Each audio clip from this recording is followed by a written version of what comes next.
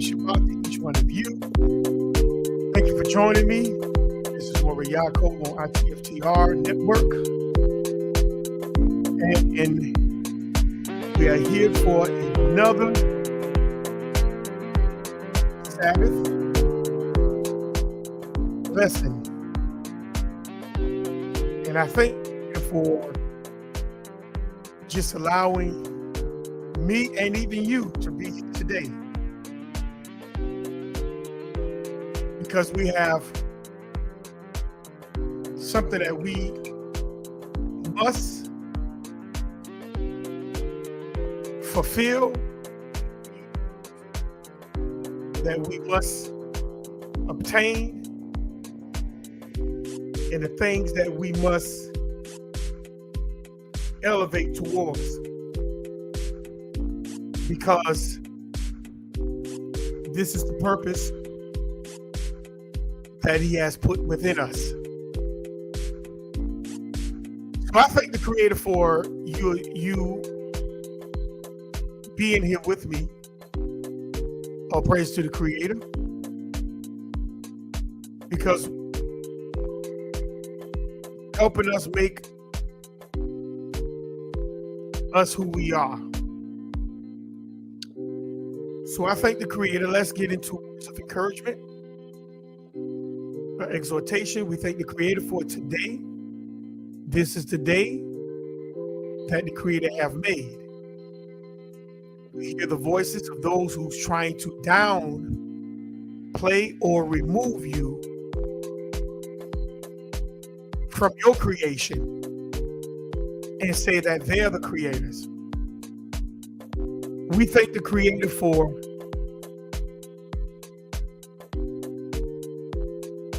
him. We thank the Creator for being merciful, loving, kind,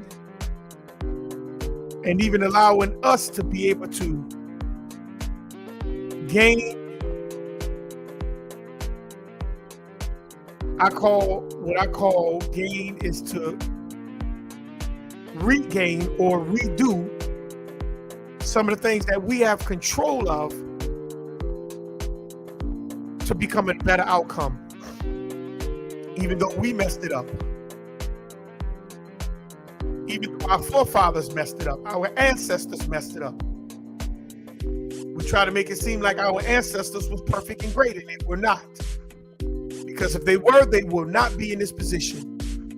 But according to Leviticus 26, you ask us to remember those things of our ancestors, as well as us, the things that we have done wrong and they have done wrong. Acknowledge it. And that's what we are doing today. We're acknowledging things that cause us to be in this position today. So we humble ourselves to be able to move, to be able to learn, to be able to grow, to be able to elevate and expand in order for you to thrive the way it was from the beginning. Therefore shall it be in the end. And we thank the Creator. Salah. So we're going to blow the shofar.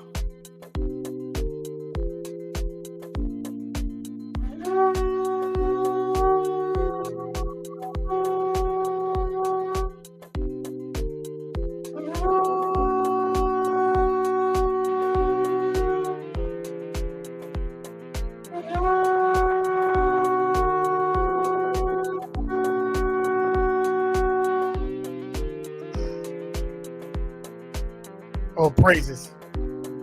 I ate them notes this morning.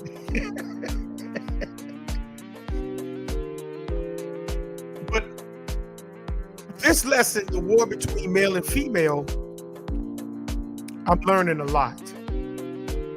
But before we go any further, make sure you press that like button, that share button, and if you haven't subscribed to the channel, please press subscribe. That's to let YouTube know, the YouTube algorithm know that others wants to hear and be able to, come and check us out. You can help that Okay. So we all praise to the Creator. If you would like to join the chat, the link is in the. If you would like to join the panel, the link is in the chat. Don't be afraid to come on up, because this is an open panel. Okay. Make sure you press that like button, that share button, and subscribe button. And if you would like to be a giver to the channel, the link is at the bottom. You see a scroll at the bottom. If you would like to be a regular donating to the channel, we also have a project coming out, a major project that's coming up in November. So be looking out for that. It's going to be a pretty good one. It's going to expand the brand. So we thank the Creator for everything that He has done today. This lesson that I've been on, I've been learning. This is a good journey. And I've been learning a lot. And some people, still haven't come around to it yet, but hey, all praises. I'm not here to make you believe anything, but I'm here to tell the truth. Because I've been tired, and I am tired of listening to a lot of these people with opinions. You have those who tries to kill the Bible, and then you have those who tries to kill the Creator. But it's all good, because as I listen to them, their information is running them right back to the Bible. And that's something. You go against it, you speak down on it. Excuse me for my language, you even shit on the Bible. But as I listen to you, your information is bringing you right back to the Bible. You know what I'm talking about. That's why it doesn't bother me. I just sit back in my rocking chair and I rock. Because the information you putting out only exposing who you really are. Blood-wise, line-wise, lineage-wise, people-wise. So it's okay. That's why the Creator created a garden. He separated a people, a nation, away from everything else. Because why? Everything else was contaminated. But when those nations got inside of garden, they had what the Creator have raised up to now become contaminated.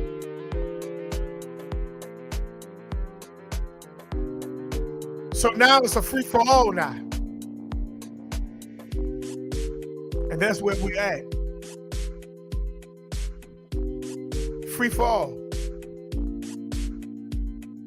The things that the Creator have created, had established, is now messed up. So like that song say, where do we go from here? Where do we go from here? Because the Creator caused a major famine to hit the garden. And now they have issues. But in the meantime,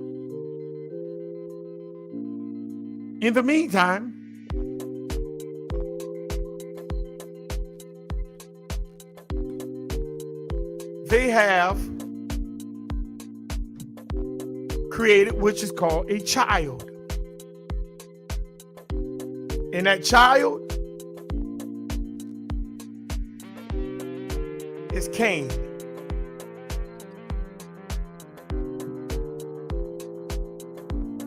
And they created another child. And that child was Abel. And after those two, what you had? They were being taught about the fall. And what happened with that? They were told what happened. Abel took it serious. But Cain took it for granted. And as he took it for granted, he had an opportunity to make amends.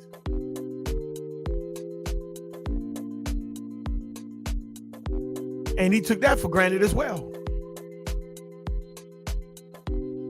So he allowed that sin that was inside of him to stretch out to become something multiple, great, powerful. And he set his brother up and he killed his brother. And when he killed his own brother, he dumped his brother's body inside of an oil field. Oil field is an orifice, it's a hole, like a well or a hole that's inside of a water, like a lake.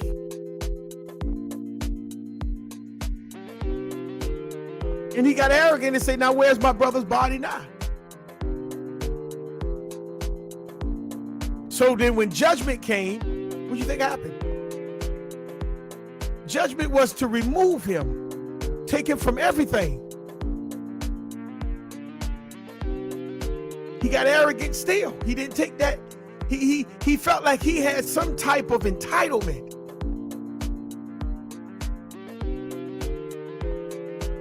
So he was removed. But before he was removed, he told Adam, I wasn't ready to be out there by myself. Nah, I'm not ready. I'm not ready to be out there by myself. I'm not even prepared to be out there by myself. Because now I'm going up among those who don't like us, who hate us, who despise us. And if they find me, encounter me, come cross me or whatever, they gonna kill me. So Adam heard what he said. So what did Adam say? No, it's not just somebody come and roll up on you. They got to have the intent. So Adam put a mark on him. That mark was an ensign or ensign. Meaning he was still, Adam gave him mercy to carry the father's or the nation's banner with him. He can still identify as an Adamite. But he has no protection. There's no more guidance. There's no more help. Unless there's an intent to kill him. Means somebody got to be hunting you down. Somebody got to be sitting there marking you. Then we'll come in there and we'll help you. But other than that, you're on your own.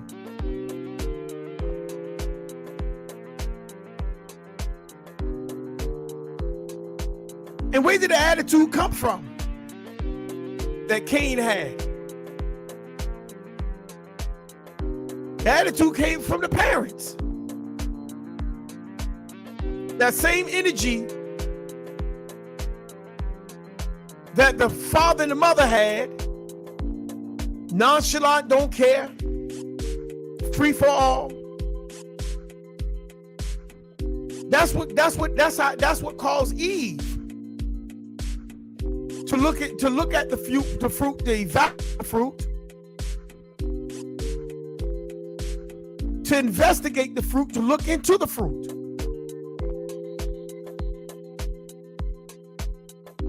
That's what caused her. And then afterwards, she did all of that. She was putting herself into that place where I'm gonna be at, how this thing is going to benefit me, and blah blah blah blah blah. She ate of it, and the Bible says she gave to her husband. And he ate. He didn't do anything else. He ate. So let's get into part 16. Let me go over 7 points. Number 1, Cain was cast out.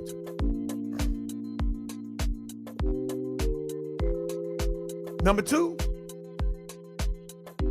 Cain was allowed to keep the father's banner, but it was limited. It wasn't that he could have just walk around and claim it. No, he was cast out. But he was limited at using that nation's banner. He couldn't just use it. No, he couldn't just use it. He was limited at it. Number 3, Adam gave Cain the rules in defending him. See, Adam, the nation of Adam wasn't going to just come to Cain's defense just because he was one of the sons of that nation. No. He was cast out. He was done. Number 4, Cain went into the land of Nod. And we're going to talk about this Nod today a little bit more. Number 5, Cain realized he is not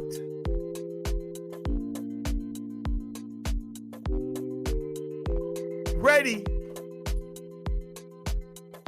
He realized he is not ready to be out there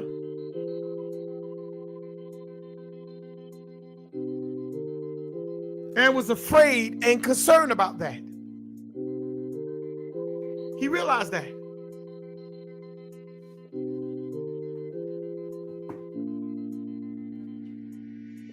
Cain realized he was not ready to be out there by himself. As a loner's life. Number 6, Cain understood who was out there and was afraid and concerned about that. Because remember, when Adam got put out, when Adam realized he was losing, he had to fight now in order to eat. He's at war. All because he did not stop what his wife was doing. So now the same people that the nation of Adam have to fight to survive and live and eat, Cain has to now do it by himself. And number 7, Nod is not stable. Wandering. Meaning the person will never get back on track. Having no permanent residence. Nomadic. Cain people was nomadic. They'll never be back on track. The same way the serpent people were put in caves, they history and everything about them were concealed.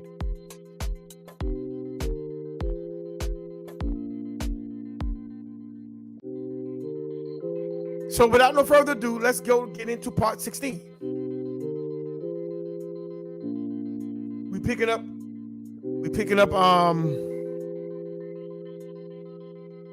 verse 17. I mean verse 16. We're gonna finish up Genesis the 4th chapter, verse 16.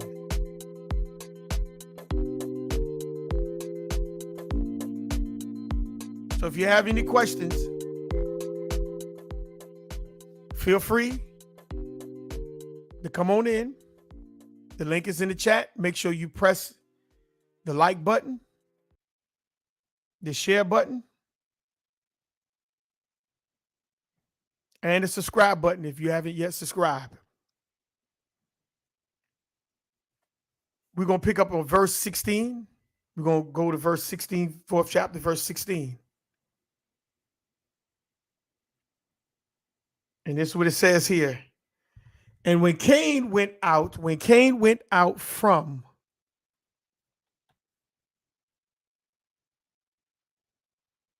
the presence of the Lord,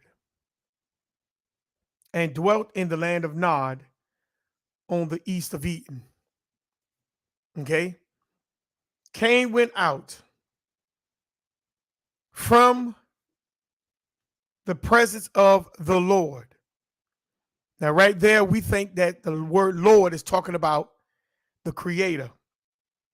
But the Creator has nothing to do with Cain at this point. Remember, the dry ground was established before the garden.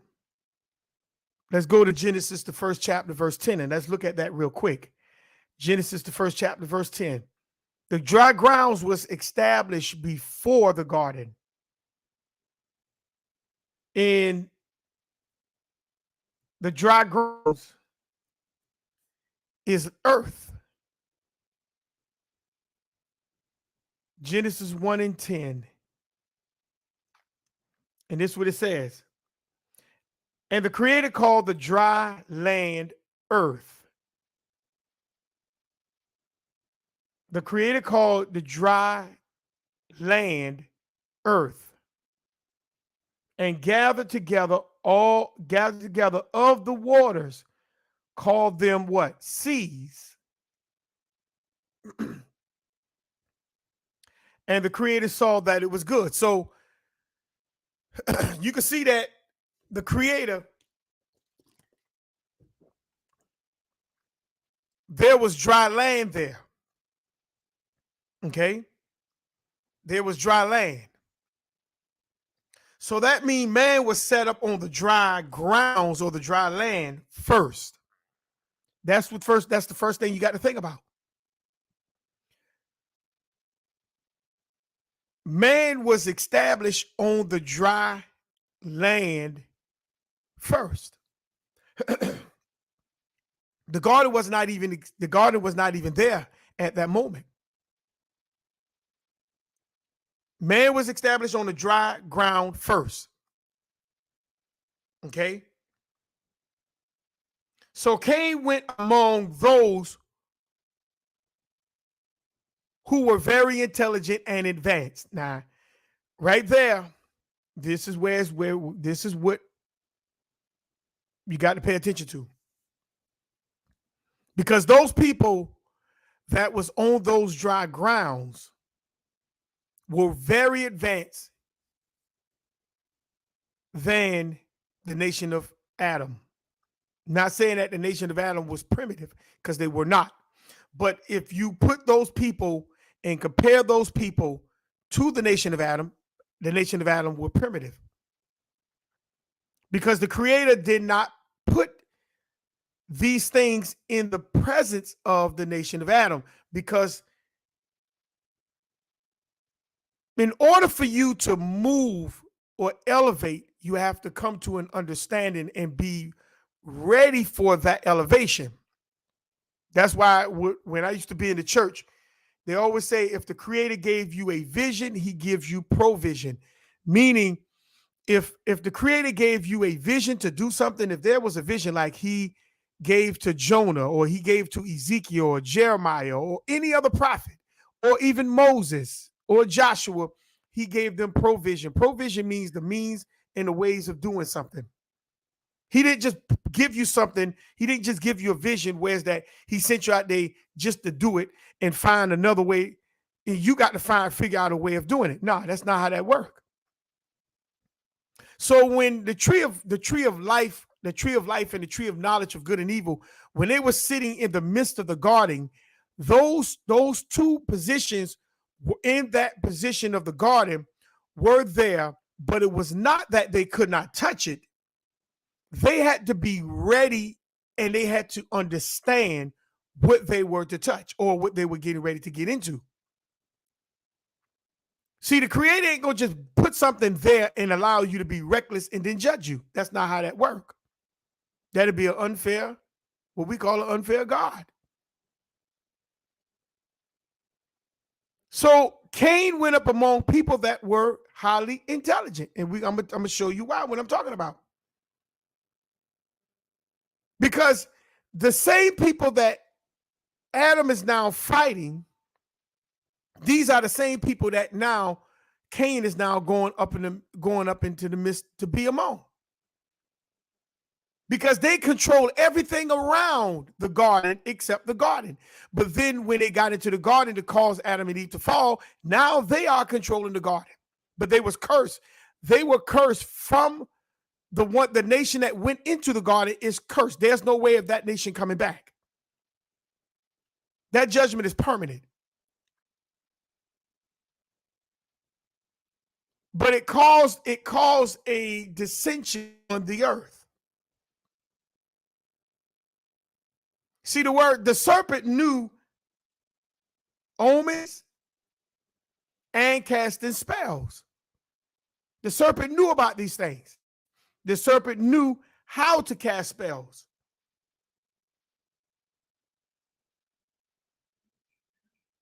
They knew these things.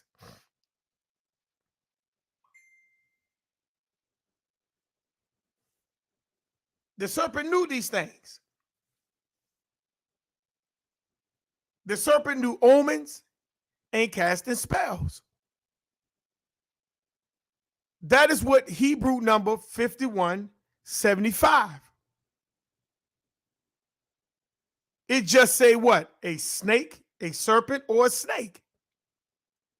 But why? How could a serpent or a snake cast a spell or omens? How? How is that possible? Because when you look at a snake today, they'll say, well, the snake, they devolve today. But the Bible says there's nothing new under the sun. What was back then is here today.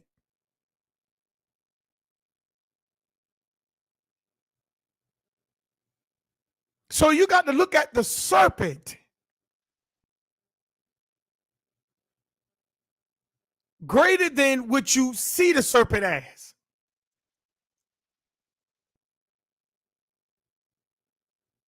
The serpent knew how to cast omens and casting spells.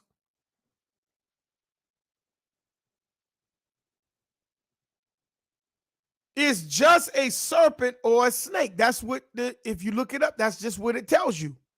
But the root word of that word is from 5172.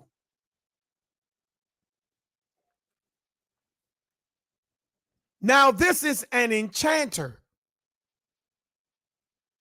See, the root word for Nakash is telling you that the serpent is an enchanter.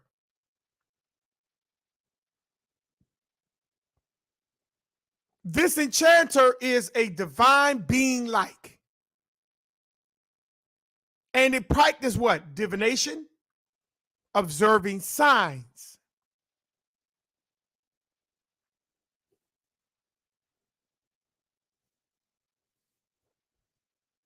So you know we're not just talking about no snake.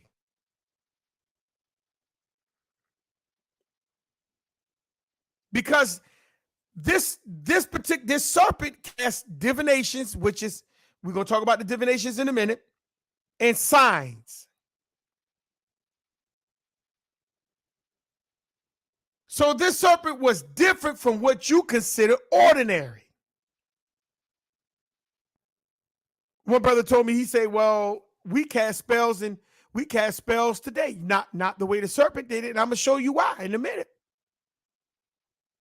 Because those spells that the serpent cast is still upon you today.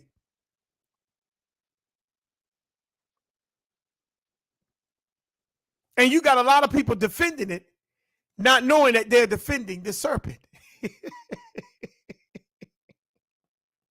They're not defending the creator. They're defending the serpent. This nation was divined. I'm talking about divined. This was not no nation that, just came about and boom, boom, boom, boom, boom. No, this nation was divined.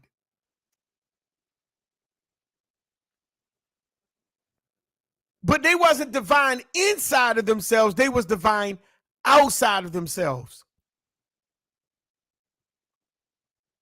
I'm just giving you a little rough draft, and then I'm just building a little platform so you can understand, and now you can visualize the serpent.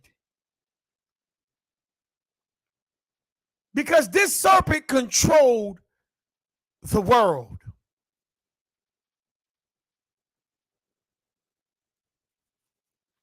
The garden was the last stronghold.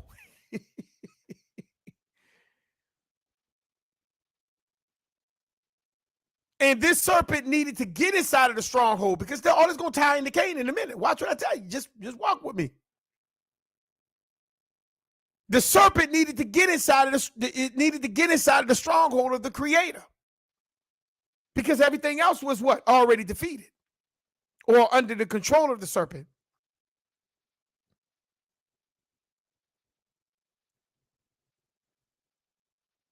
So this is where we are at. When I told you that this nation was divine, let's look up the word divine in the etymology. Let's grab that real quick. The etymology definition for divine.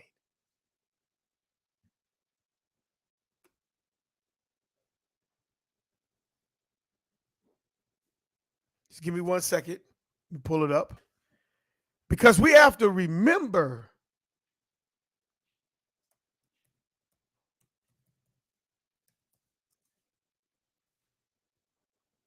this nation was divine. You ain't dealing with no ordinary nation.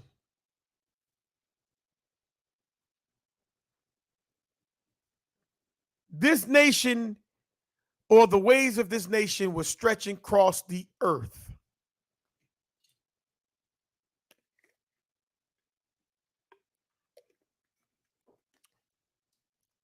And that's the reason why you have these fights going on. Dealing with religion, esoteric, doctrine,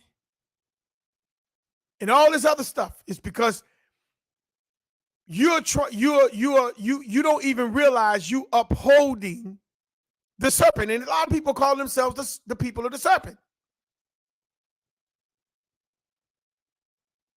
But the Adamites are not the people of the serpent.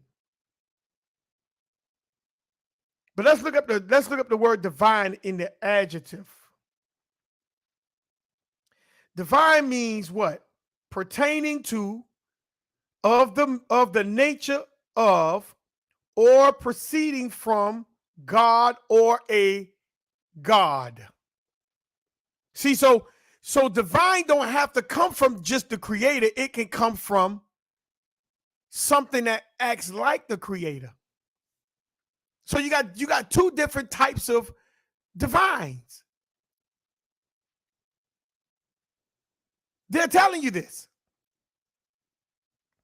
Addressed to God, from Old French divin or devin,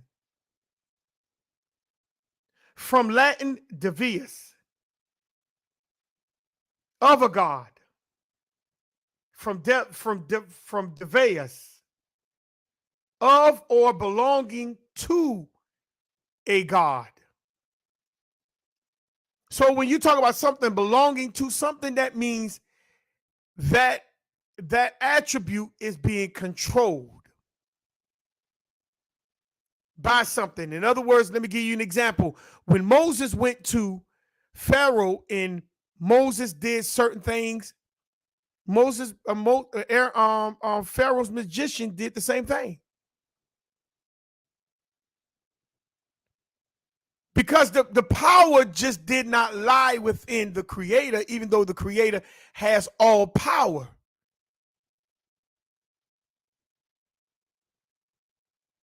But if the Creator gave you purpose or a vision, he gives you what is called provision. So there was a nation that was before the Adamites had the purpose of doing what it was doing. But they got out of hand. So the nation of Adamites, when he raised up the nation of Adamites, that was a warning to that nation. But the nation still didn't get it. Didn't get it. Or didn't want to get it. Or didn't feel like they had the need to get it.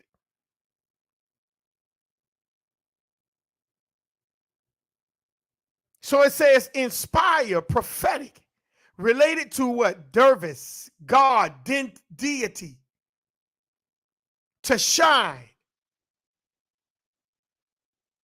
See, shine in what? Derivatives, sky, heaven, or God. See, this is where your sky daddy come from. Divine.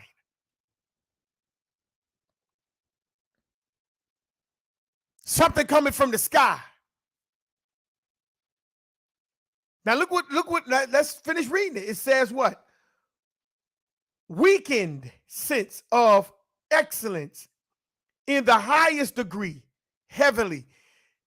When you hear something say that's heavenly, that's a weakened sense of divine.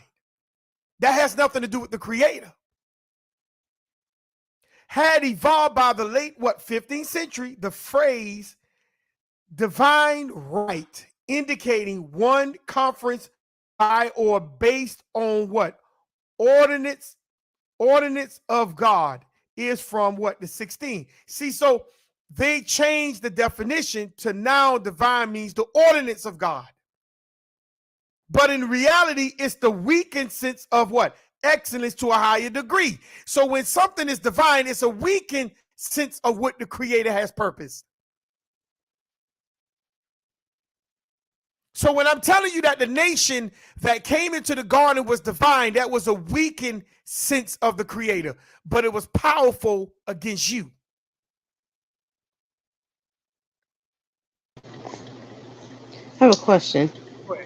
So does that mean that weakened, the ones that was weakened, does that mean that they were the fallen, the ones that fall from the creator's, maybe his grace, or fall from his laws and his commandments? Well, when we say fallen, like the fallen angels, nothing can fall away from the creator because the creator divined it to be what it is. When we say when you hear the word fallen, it don't mean that they fell away from the creator. It means they went beyond the rim that they were supposed to have been doing it. Or they went on their own, I guess, desires, maybe, or no? Well, yeah, they went according to desires. I was trying But to look up. the creator already understood that's what was going to happen. Go ahead. I didn't mean to cut you off. No, I was going to say, I was trying to my computer's going slow, but I was trying to look up the verse where it says in the Bible that your gifts are irrevocable. And I was, when you was talking about that race, I was just thinking about well, even though that they may still be able to do certain things, like you referred to Moses when he was before Pharaoh, and Pharaoh's people was able to do the same thing that Moses was doing with the staff. But if it's irrevocable, then how do you know, or how can you be aware that of the things that's going on in the world, so to speak, as you know, as far as like not following these different deities or different, how some people think, well, you know how they would say that you entertain angels unaware. You remember hearing that? Yeah, that's New Testament, right? So I'm just trying to say, how people will not be misled, so to speak. Well, the Bible says the irrevocable gift, that's Romans 11 and that's Romans 11:29. I'll read it for you real quick. It says Romans 11:29. Yeah, this thing right here. Romans 11:29. It says, regarding the gospel, this verse 28. Regarding the gospels, they are enemies on your account, but regarding election, they are loved on the account of the patriots. Verse 29. For the gift and his call are irrevocable. Right. So when the creator gives you something, you can't get it. It's not like he gonna get it back from you simply because you ain't doing what you're supposed to do with it. Meaning, what that's saying is that whatever the creative purpose you to do, you're gonna do it. Now you may think that, well, I'm not doing. I can go against what the creator has purposed me. No, you can't. This thing is going. Your purpose is going to come out of you. Now the problem is what we don't understand is, are you mixing other things inside of your purpose that contaminates your purpose? That's the falling. Are you understanding that?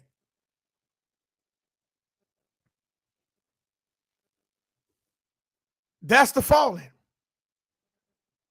Are you mixing other things inside of your purpose that don't belong there?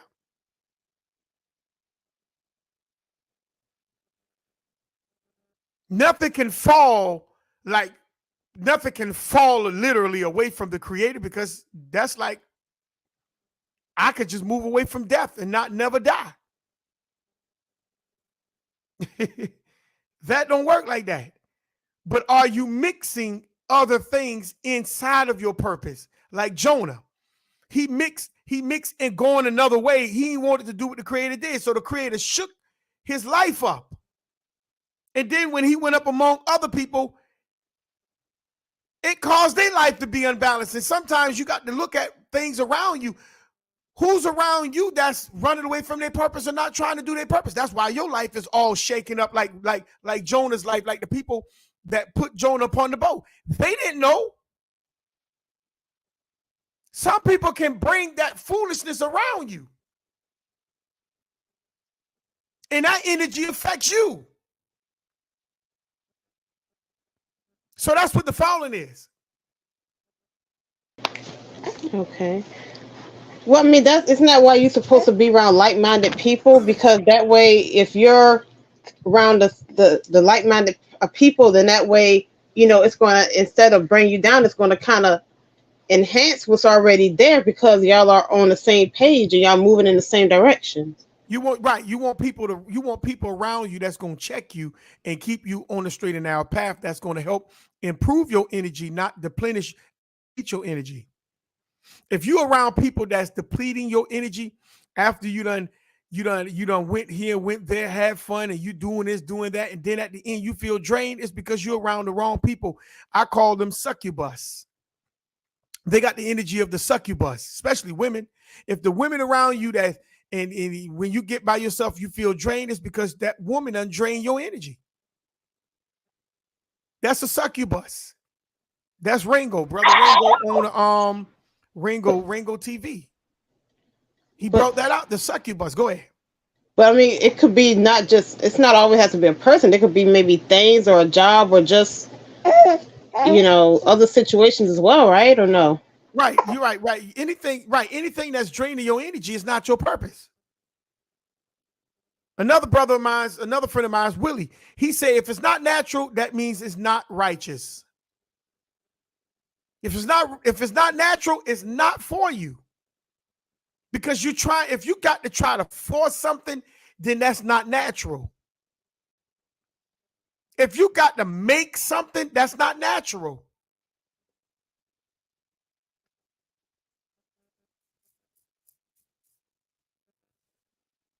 If something is causing you to move away from you, that is not natural. That is sin.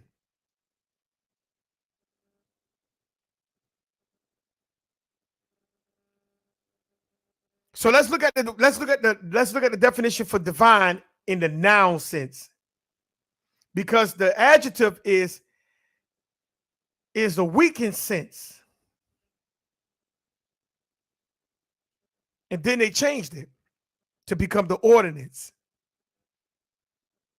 So is divine the ordinance of the creator, or they fool you into thinking it is, but it weakens you? Let's keep going. Divine in the noun sense. Divine, that's the 13th century. Soothsayer. sorcerer, astrologer. From Old French. From Old French. What's going on here?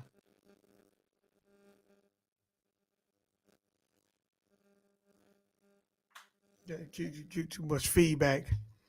Old French, soothsayer, theologian, and what? Directly from Latin, divinus. See, it goes back to the adjective of describing soothsayer. And this one's talking about an augur, A-U-G-U-R, augur, something like that. Now used as use of an adjective meaning of or belonging to a god. See? Divine does not always necessarily mean the creator, or it came from the creator. From divius, of or belonging to a God-inspired prophetic, relating to what?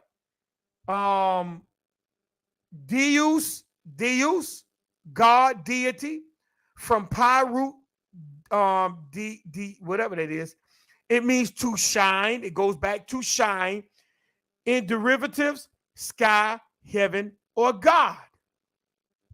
So when we're talking about a God,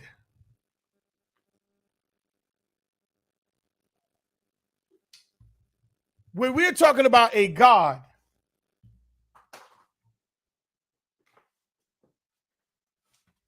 hold on. Give me 1 second.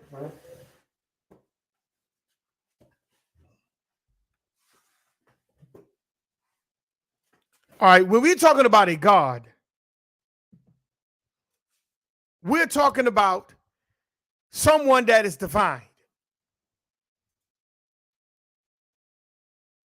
And these people, this person understands soothsayer.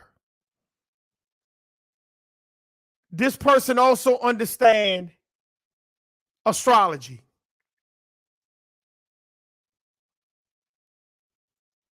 This person understands prophetics or prophets, propheticism. So anytime when you see someone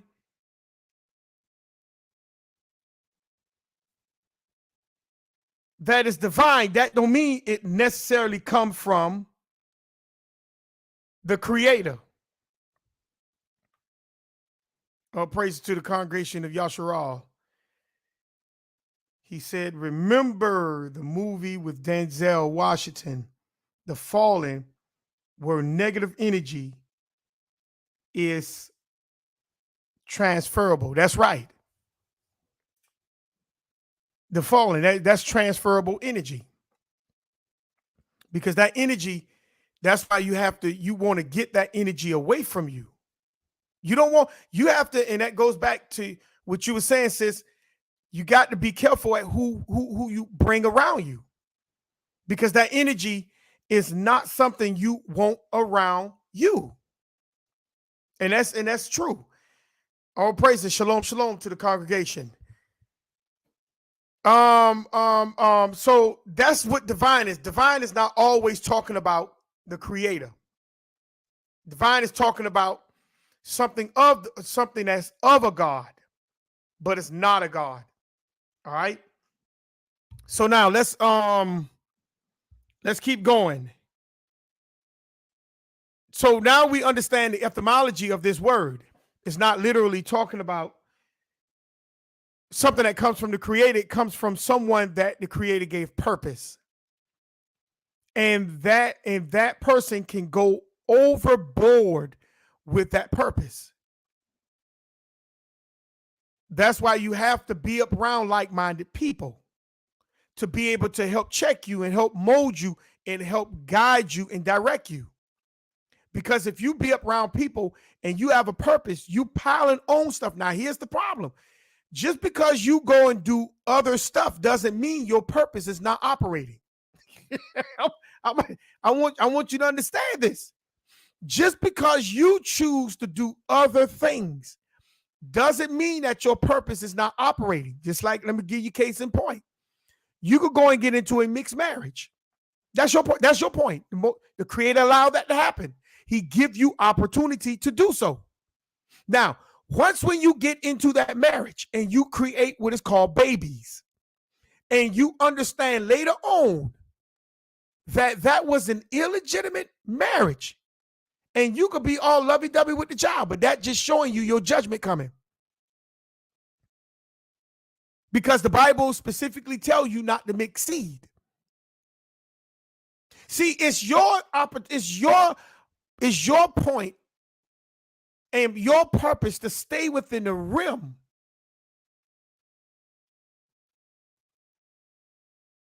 not the Creator to keep reminding you of your rim. That's why the Bible says to train the child. And now that's why, and the parents are going to be held at a greater standards, because when you did not prepare that child, that shows your judgment. Because the Creator gave you something, the Creator put something in your hands and you failed.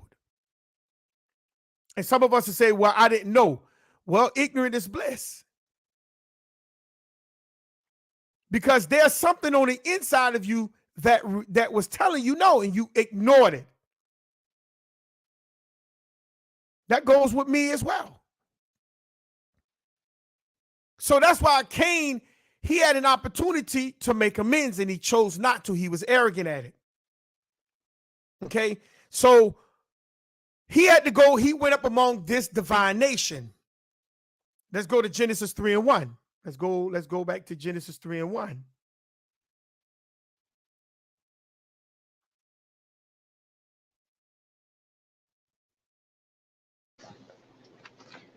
Genesis 3:1 says, now the serpent was more stubborn than any beast of the field, which the Creator had made. And he said unto the woman, no, yea. Oh, go ahead. You right, go ahead. Oh, yea, hath the Creator said, ye shall not eat of every tree of the garden? So notice what the Creator made the serpent wise. The Creator made the serpent with this type of divine. The Bible says the Creator created this particular serpent or nation this way. This ain't something that was just brought about like boom, and they say, oh, because when I was coming up in the church, they say, oh, the devil is fighting God. Nothing can fight the Creator. It says, now the serpent was more subtle than any beast of the field which the Creator had made. How could something which were made fight against what made it? Especially when you're talking about something that is powerful, sovereign of itself. Something that does not answer to nothing. Something you can't even fathom. You don't even have the likes of thinking of.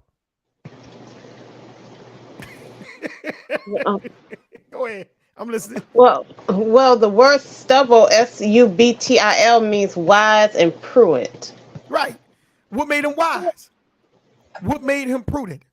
So he could have been a part of like a charismatic nation, like charming and very alluring, for him to be able to get Eve's interest like that, or like a smooth talker, so to speak. Okay, so if he was a smooth talker, that don't mean that he necessarily would have gotten her attention, because there are some women that don't pay no attention to other things other than her house and her husband. You see what I'm saying? So what I'm saying, what I'm seeing is that there could have been something going on between the nation of Adam and that nation, whereas that what gave him a foothold to get in, to be able to have that conversation. I mean, you understand, like trading, like there could have been something transpiring, like peace, because they were familiar with one another. Yeah, they had to been familiar. They have to have been familiar with each other, because other than that, there was no way that the serpent could have gotten into the gotten into the garden. Just like when we listen to American history, we say, "Oh, people came on boats and they just took over the whole land." How? How could people on boats come and take over a whole continent? How do you do it? You're going to run out of ammunition on the water. So tell me, how do you continue to fight with people who actually got ammunition and can continue to create the ammunition from the land? See, we got to literally, we got to put the noggin into motion.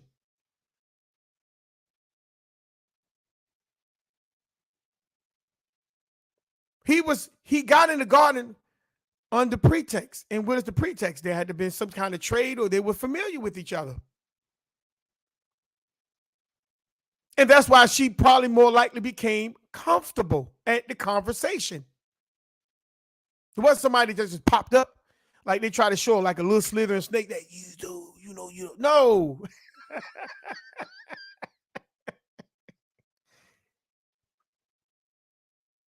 The serpent was more cunning than any beast of the field that the Creator made. So now we're dealing with something that the Creator purposed. The Creator purposed this nation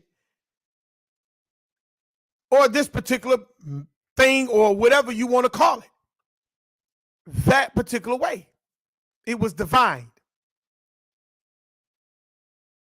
It was divine. Now let's grab a video real quick. It's fair use, fair use. 1970 Act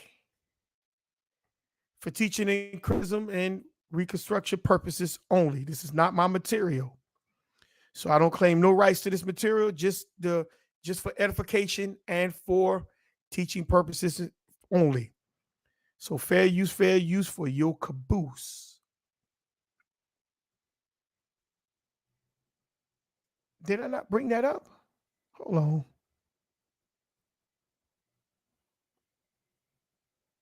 This thing erased my video. Give me a second. Let me go back in and pull up this video. Give me 1 second.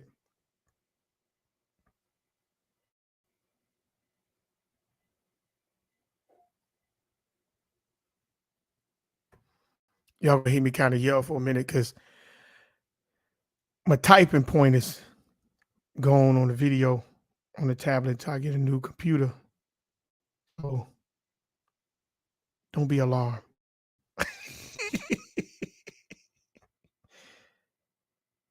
Come on.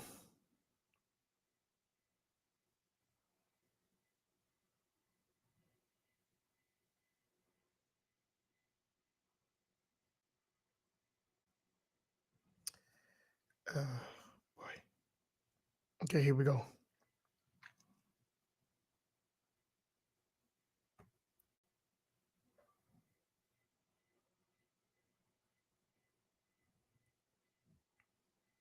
The serpent in Celtic and Indo-European myth. Okay, here we go. I don't why erase my video, but we got it. So all praises. Let's go. Let's keep it going.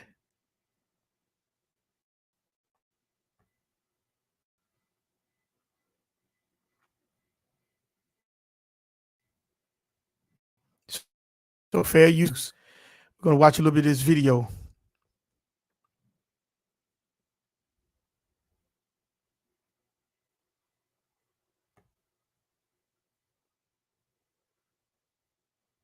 All right, let me share this. Go back in and share it. All right, here we go. Share. Okay. All right, fair use. Here we go. Serpents.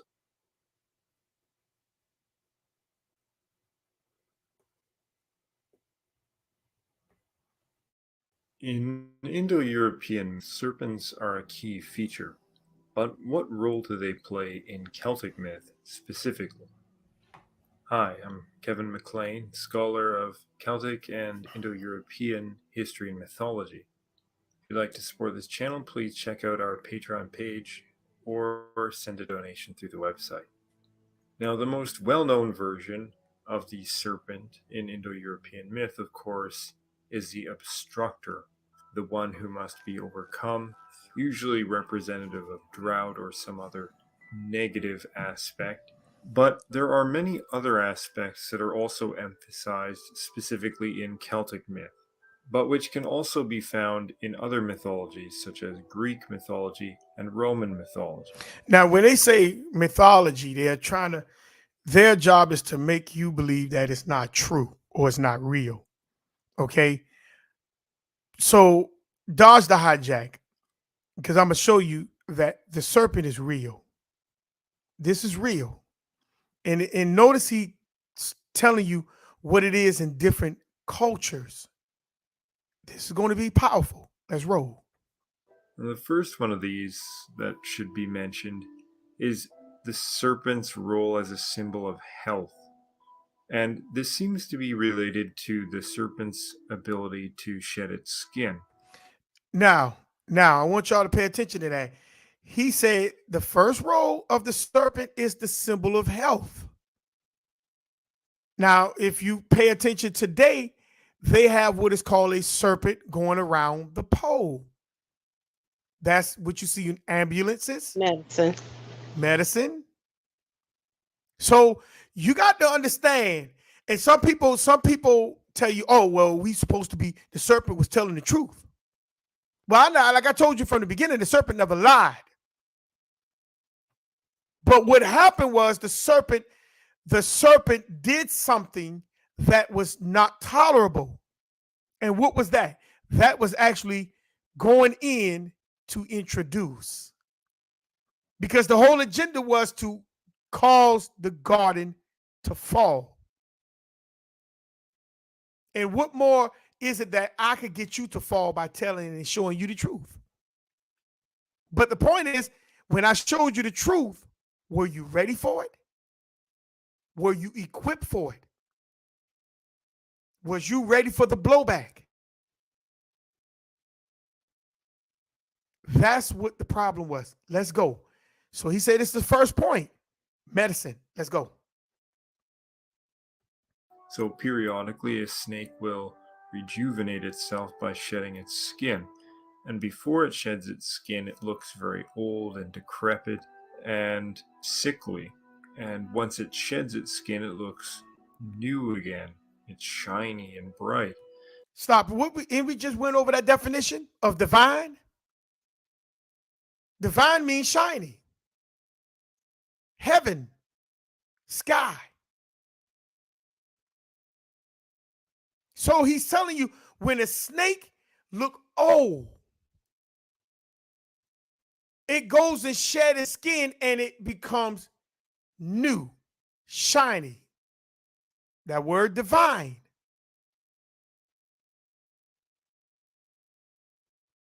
So when something comes to you out of your purpose, that's divine. But it's not from the creator. It comes from something else outside of the creator. And remember, I'm going to go over this after this video. We're talking about something that's shiny. And that's what Adam was cursed to. Adam was cursed to go after stuff that was shiny. Let's go. And so this seems to be associated very much with health. And we see various healing deities associated with the serpent, presumably for this reason. Asclepius is a good example of this. Apollo is associated with the serpent for several different reasons, so it's not necessarily always the case that the serpent associated with Apollo is related to healing. Notice it said Apollo. But nevertheless, that's possible as well. But we also see the serpent imagery used in Gaul, seemingly for the same purpose. Now, another association is with wisdom or knowledge. Now, in various Old Irish poems and stories, people are often described as being wise like serpents. And this isn't meant as a negative thing, it is actually meant as a compliment. And it's even said of saints. Now, of course, I don't think there ever were snakes in Ireland, but nevertheless, the serpent in Ireland does seem to have certain mythology around it. They go to cross. And notice the mythology of St. Patrick's was to what they did what? They chased what? Snakes off the island. See, everything runs around the serpent. I'm going to show you why in a minute. Let's go. Now, in Gaul, for instance, we see figures, possibly gods, holding serpents in their hand. We see this in Britain as well. See, they say gods, Gods, gods, holding serpents in their hands. Serpents are big because it's not talking about a serpent. That's a symbol of something. Let's go. And we even see this in Ireland. But in Ireland, this iconography is associated with Christianity, because in Ireland we don't have a lot of Iron Age iconography, because that simply wasn't something that the Celts often did until they came under the influence of Mediterranean styles. But So in other words, he's saying this particular mindset or doctrine or deity or lifestyle came over them from someplace else. He said the Mediterraneans, but the Mediterraneans got it from someplace else too. Let's keep going. But I have done a separate video on this even. The Tullyloo cross has an image of Christ who is basically invoking the exact same posture as various pagan deities or priests from Gaul and Britain, holding a serpent in each hand. So why do they have Christ holding serpents in each hand? Let's go. This iconography, if it didn't come into Britain, it was certainly a common theme to the entire Celtic world, it would seem. So everybody in the Celtic world was doing this, had this, moving with this. So this was not no one group thing. This was across the board. I want y'all to pay attention because let's go. Even if it wasn't depicted. And I would argue that this relates, it could relate to several different things, this iconography, but it seems to me to invoke some kind of transcendental state. That what is being represented by the holding of the two snakes is the achievement of some sort of higher level of consciousness. Didn't I tell y'all that the fruit that Eve ate of and gave to her husband, Adam, that was a transitioning to a dimension? I told y'all that. What is the serpent was about? Let's go. And the fact that Christ is holding the two serpents on the cross seems to also reflect this. One, it reflects perhaps the transcendence of death. But I just told y'all what death was. Death was not what you see in the body. I told y'all that. This serpent thing is deep. Let's go. But that transcendence seems to be connected to a particular mental or meditative state. What did the Creator Joshua? Meditate on my word day and night. Meditate on my law day and night. Do not let this law depart from your mouth. Do not look to the right nor to the left. but meditate on it. That means Joshua had to understand what the law consists of, what the law was about, when to apply the law, where to apply, etc., etc. That's the same thing that happened to Adam and Eve. That's the same thing that was happening in the garden. They went into a meditative state.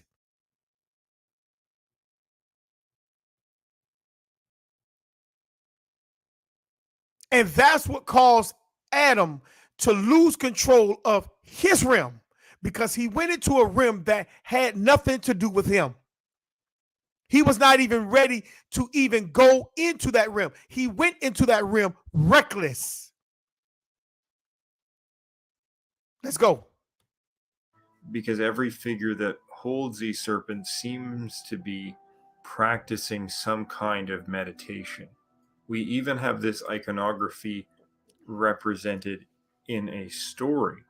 So in the wasting sickness of Cuhullin, it is said that Loig, his charioteer, goes into some otherworld destination. And on his journey there, he describes taking a serpent in each hand and says, "Oh, if only it were you, Cuhullin." And another thing that might be related to this idea of the serpent and wisdom in a positive sense in the Celtic world is the Pelagian heresy. Now, Pelagius had an interesting alternative take on the Old Testament story about the Garden of Eden. Now, he believed that the serpent was in fact doing the right thing, and that God really, in fact, intended for that all to happen. So God, in fact, wanted Adam and Eve to acquire the fruit of knowledge from the tree. But this is what I was telling y'all from the beginning, but watch what he say. Listen, let's go. And also, they had to do this without his permission. See, without his permission, that means they were ready to enter that, not recklessly, but with an understanding. Let's go.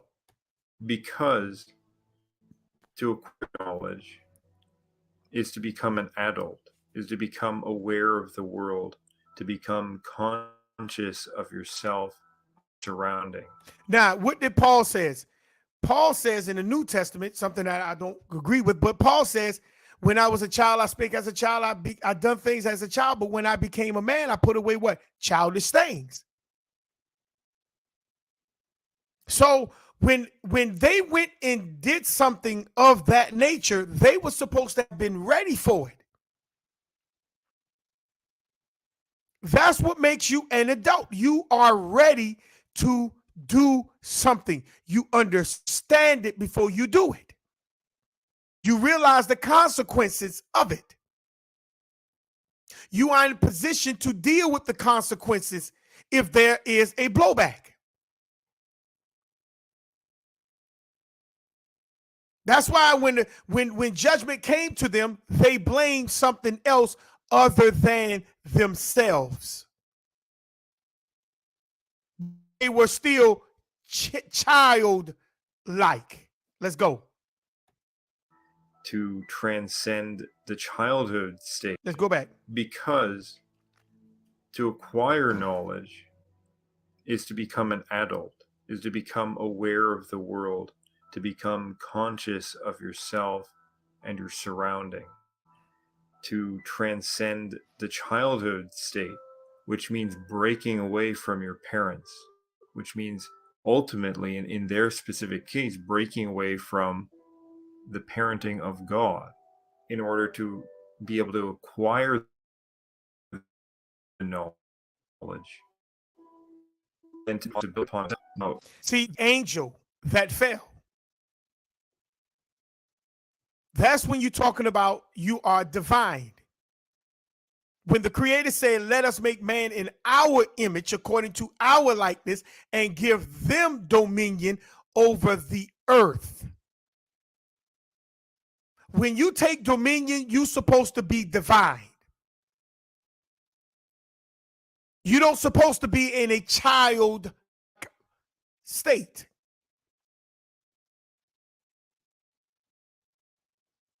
But see, some of us, we are trying to be a child, but still be divine.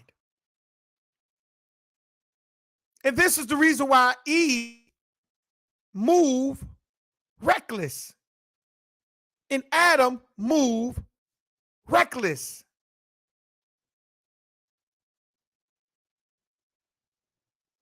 Let's go. That taking responsibility then winds them. $69 US special for. Let's plug this out. We don't want the commercial. We don't need the commercial. Let's go. Situation where they're no longer able to enjoy the product of Eden because they have to do all the hard work because they are the adults now. See, and that's what happened when the creator put a famine there. They now have to work now. About that as soon as this video is over. They have to now work. They have to now begin to do the things because the creator said, okay, that's what you wanted. Now you do it. You be the adult now. You make things happen for yourself. That's what an adult does. Make things happen for themselves. Let's go. They have to make their own lives, right? And suffer all the consequences. In this understanding, the wisdom was the goal. This is what was supposed to happen. And the serpent was the conduit to that wisdom. So a third symbolic meaning is the serpent as a protector. In Celtic tradition, this is not only in relation to health, but in relation to war and strength. We find the serpent on several early Christian artifacts that seem to have this intent. So There's the serpent is also a for myth war and strength. of Let's go. Cloncairnach, and he has to access castle or a fortress, and a serpent is guarding it. But he doesn't, unlike many other Indo-European myths of a slaying of a serpent, he calls forth the serpent, and the serpent comes under his power. And the serpent wraps itself around him like a belt, and he wears the serpent as his belt. And the belt here seems to be specifically related to protection. And this is another interesting thing about that we find in various myths from Celtic sources, is that the person who would typically slay the serpent does not slay the serpent. They bring the serpent under their power. So they gain control of the serpent. They use the serpent as their weapon or their tool. So when it's saying bring the serpent under your power, meaning that you are using that rim for the purpose and the pleasure and how that rim is supposed to have been used. Let's keep listening. You'll see. Let's go. Rather than killing it. We even see this in the myths regarding Saint Samson, who is basically a dragon slayer, but even there, he always first takes a serpent, or generally he takes a serpent under his power first. He constrains it, and then he is able to order and command the serpent, and then later on he kills it. In one of the Dinshenahas, it is describing a magical sword or a legendary sword. See, we're dealing with soothsayer. We're dealing with omens. Y'all think that stuff ain't real? Let's go. And it says the sword is gleaming like light, and that there are 100 serpents along the blade of the sword. It seems to refer to the light of the blade. And so the serpent here might be related to light in a sense. Now remember, if y'all pay attention to a lot of these movies, they show you a sword. When they pull a sword out, the sword turns light. See, they telling you exactly of the divineness that it sits around you. It sits around you. But are you able to tap in? Let's go. Sense. And not just tap in, but tap in the correct way. Adam and Eve was reckless. Let's go.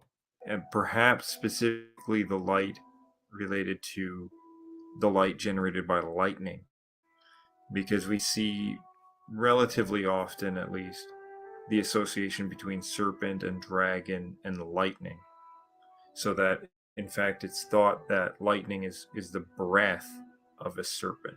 Now, I don't think that this is probably originally a Celtic idea, but I think that they've found the idea of fire-breathing dragons or serpents from abroad. And See, so that means it came from someplace else. I want you paying attention to that.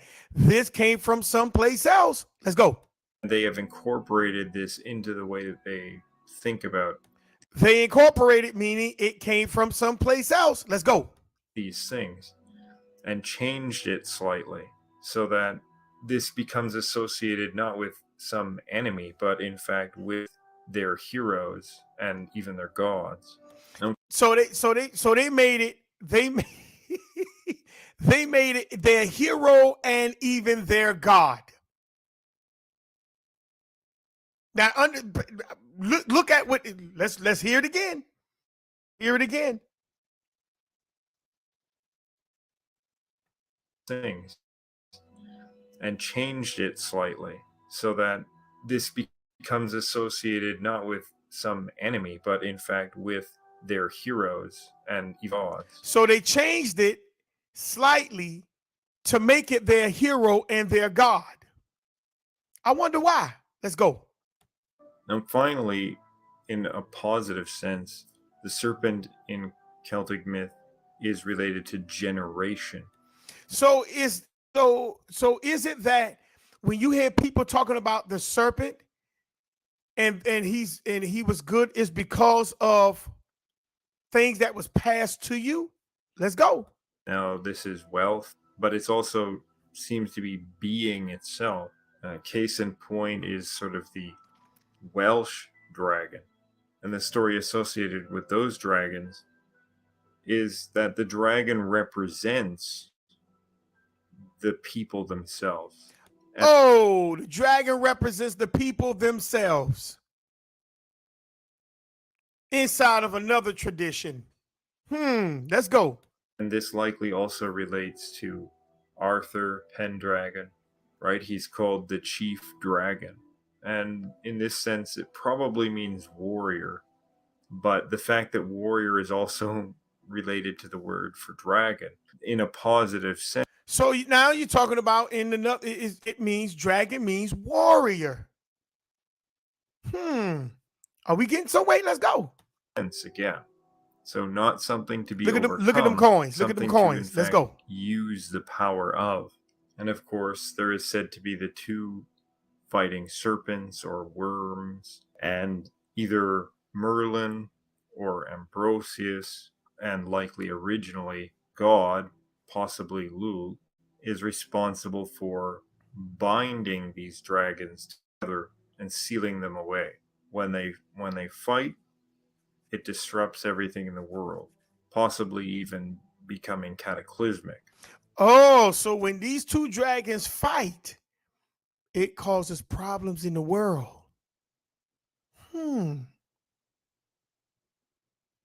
And possibly cataclysms.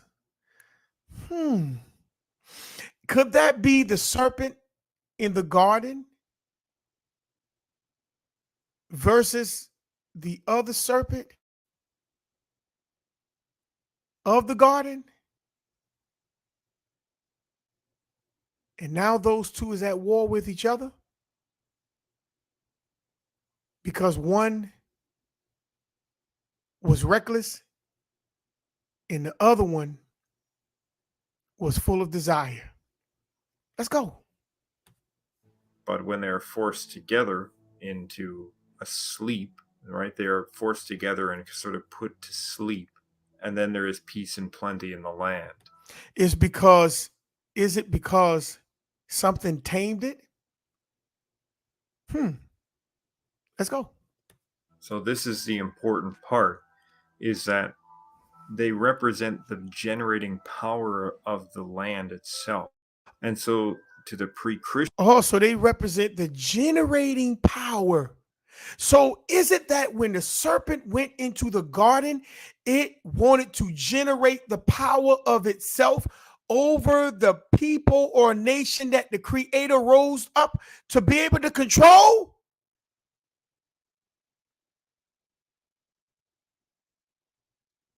Let's go. Christian Celt, I think it's unlikely that there was a serpent killing myth in the same way.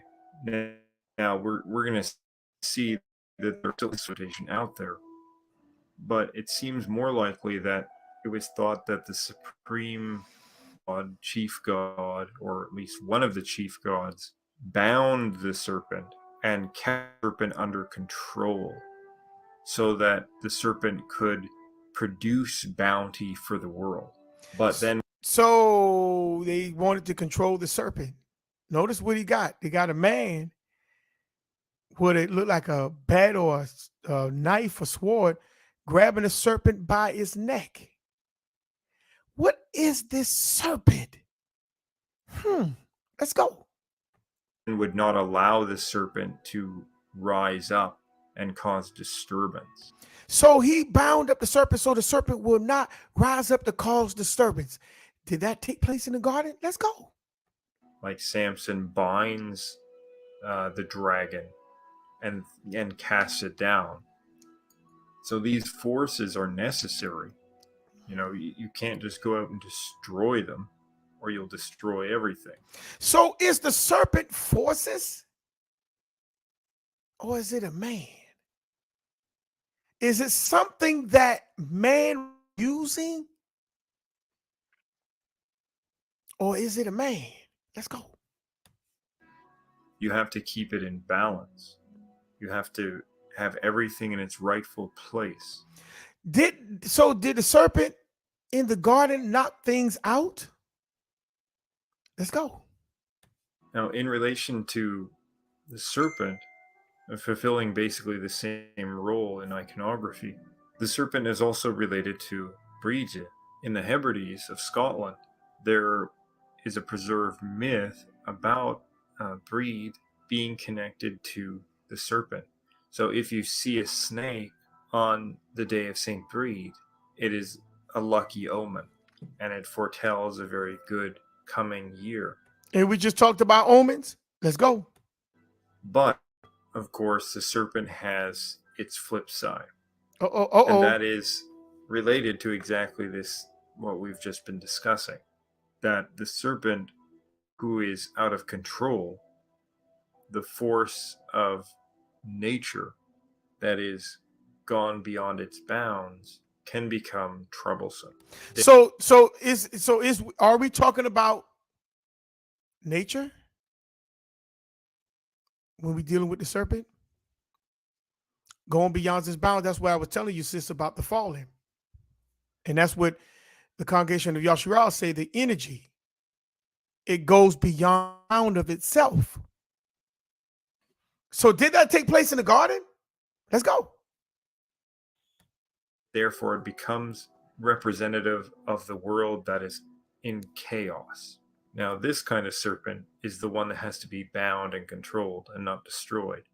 But there is another representation of the serpent, and this is the serpent as the actual serpent, as the serpent in the grass, as the serpent that is going to bite you when you walk down the path, right? This is the more visceral, the more real serpent, if you will, less sort of metaphorical. And this is the enemy. This is the dangerous obstacle. And this is, the primordial fear reaction serpent. And this serpent, of course, has to be overcome, has to be destroyed. And in the Vedic myth, this serpent really represents drought. Vrtra as representing. And that just happened. I told y'all there was a drought in the garden. Okay, let's go. A serpent, or represented as a serpent, is a manifestation of drought. And he's very similar to Balor in that. Balor is not represented as a serpent specifically, but in other myths associated with saints who have feast days around or on August 1st, who partake in the same myth, there is a serpent representation that is often used. Now, the serpent can be a representation of plague, and we see this several times, but it's also a representation and simply some sort of negative hostile force. The subduer of this force almost always is representing fire or lightning. Anyhow, I'd like to give a big thanks to my Patreon supporters. This video, in fact, goes out to one of them, Asia Gourlay. Thank you. This video took a while, in fact, not because there's anything specifically technical about it, but just because I was constantly looking for some particular Look at the way sun. that serpents were represented, but That's the sun. finding out all the while that they're represented in so many different contexts that it's really impossible to say that they only represent one specific thing. Because when we think about serpents, we often think about the serpent slaying myth. Let's hear that But we again. don't think out all the while that they're represented in so many different contexts. In fact, goes out to one of them, Asia. Listen to what he's saying. Thank you. This video took a while, in fact, not because there's anything specifically technical about it, but just because I was constantly looking for some particular way that serpents were represented, but finding out all the while that they're represented in so many different contexts that it's really impossible to say that they only represent one specific thing. Because when we think about serpents, we often think about the serpent slaying myth, but we don't think about all the other myriad of contexts in which the serpent is used throughout not only Celtic myth, but indeed Indo-European myth generally. Grove me lamaget, aseshja. So, did y'all catch that? When you're talking about the serpent that came into the garden, that was a system.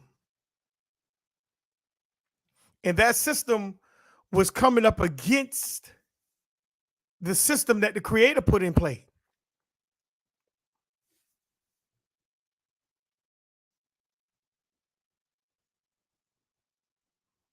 So this is the problem that was taking place.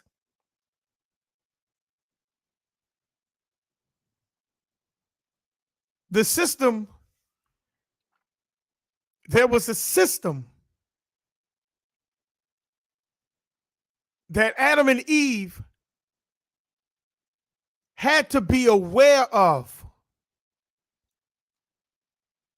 before they actually partake with it. It wasn't something that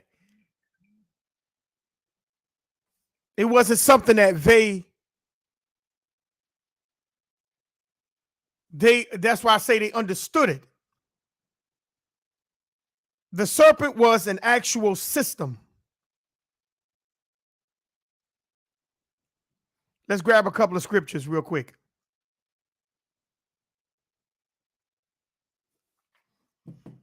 Let's go to Deuteronomy 18, 9 through 12. Deuteronomy 4 and 19. 1 Chronicles 10, 13 and 14. And Isaiah 8, 19. Let's start right there real quick.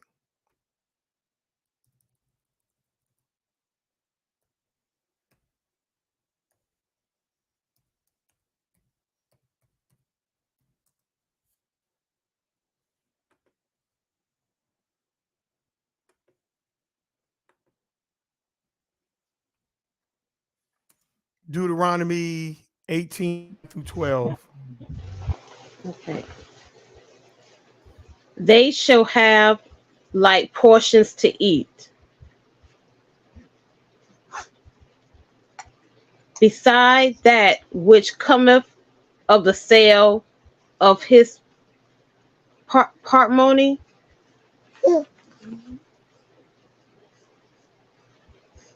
You in Deuteronomy 18? Oh, you said 18, 9 through 12, right? Yeah, 18, 9 through 12. Slakia, I did 8, Slakia. Okay. When thou art come into the land which the Creator giveth thee, thou shalt not learn to do after the abominations of those nations.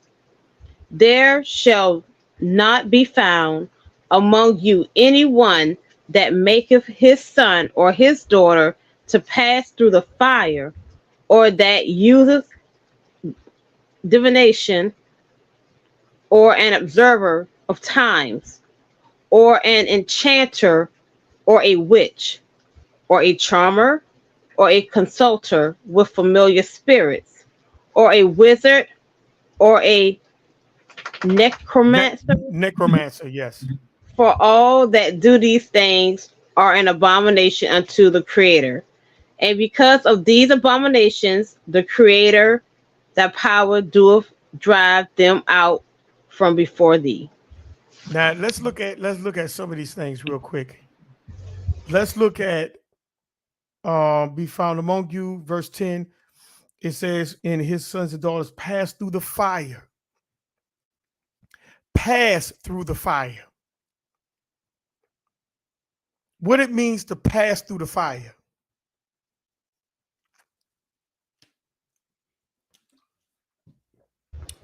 Is that like taking some type of oath or something? That's an oath. Like they do in sororities and fraternities? Correct.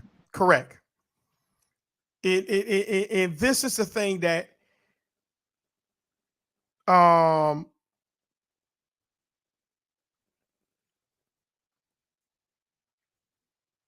we have our children do this all the time. Like I told you, this is a system. The serpent was a system that was being brought to Adam and Eve. This wasn't just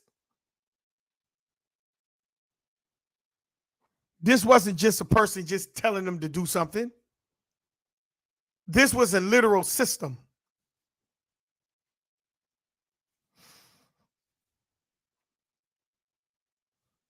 Passing through the fire. Passing through the fire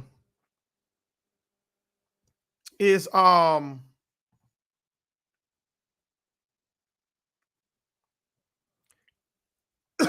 in the Bible, it talks about the Israelites having their sons and daughters to pass through the fire. Some people say that this was just a ceremonial thing and did not involve child sacrifice. One of the things that is said is that it is the same as walking the fire or fire walking, as evidenced in the National Geographical article. So passing through the fire would simply be a ritual of what? Becoming an adult, maybe, or just some type of ceremonial. So if the Creator's telling you don't do that, why would you do it?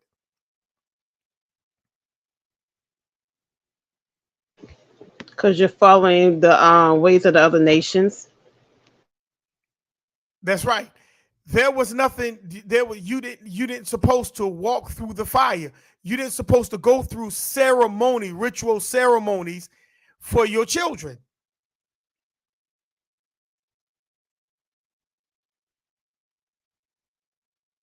They don't supposed to be joining these organizations that you got to ride the donkey and the goat and all that. That's foolishness.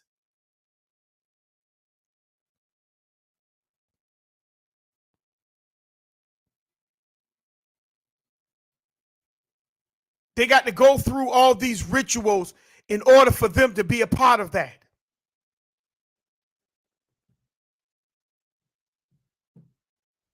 So he's telling you in verse 10 that the pass through the fire, or that use divination. What is divination? See, that word divination comes with that word divine. What is divination?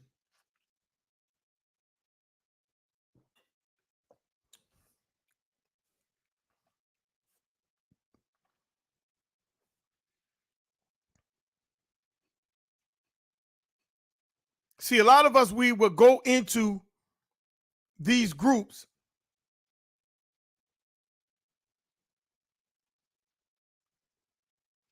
because we want to be a part of something. Divination is the practice of seeking knowledge of the future or the knowing, the unknowing by supernatural means. That's divination.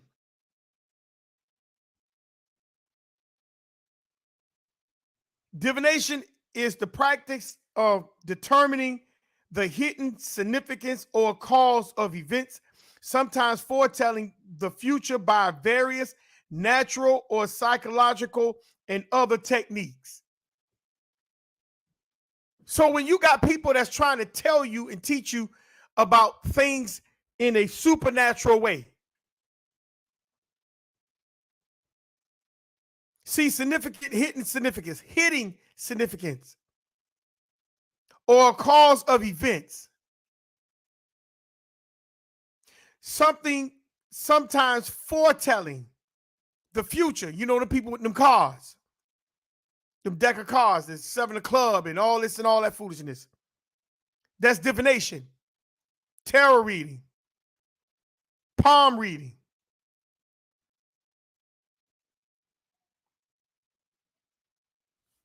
Divination and observing of times. What is that? What is observing of times?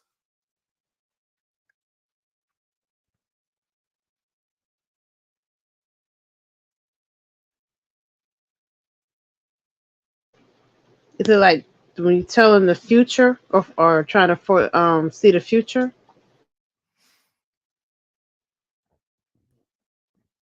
Yeah, the time taken to complete a particular task.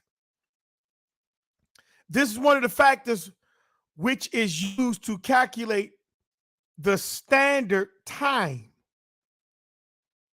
The time required by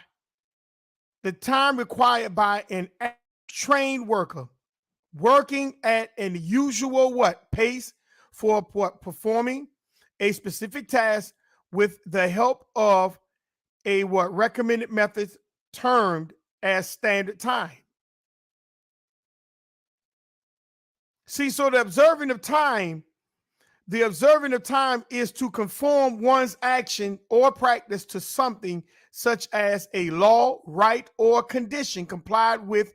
Fail to observe the law as a consequences had to pay a fine.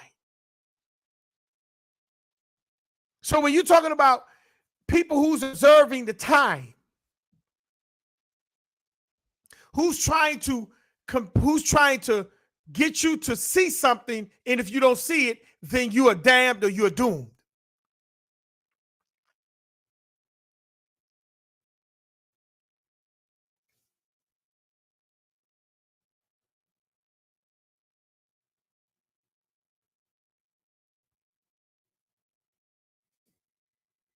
The next one was what? An enchanter. See, that's what the serpent was. An enchanter. What is an enchanter? So you got people who's trying to tell you, they're trying to tell you about certain things and conditions that going to happen, like the weatherman, like these people in these churches, and God going to bless you right now today. That's witchcraft. That's divination. They got to get your child to walk through the what? Walk through different rituals in order for them to be a part of something.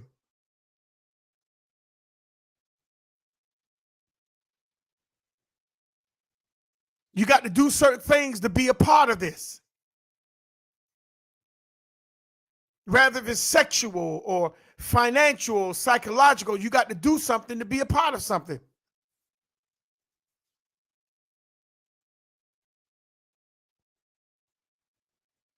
An enchanter. What is an enchanter?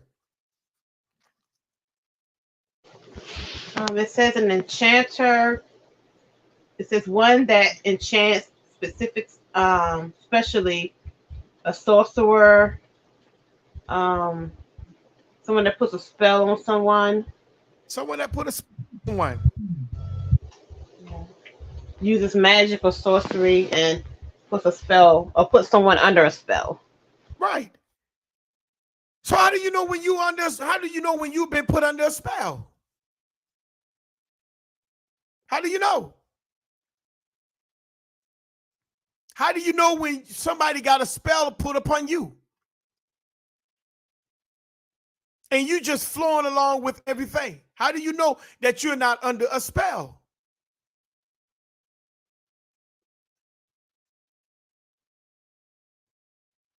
See, you think you think you're not under a spell because everything around you is good. You having fun. You're swinging on the merry-go-round. I mean, what you call it, the monkey bars and riding down the sliding board and going around the merry-go-round. You playing hopscotch. You swimming in the pool.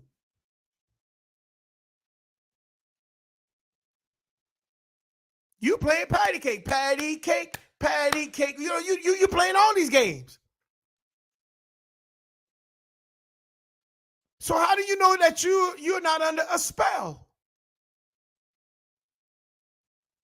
How do you know that you did not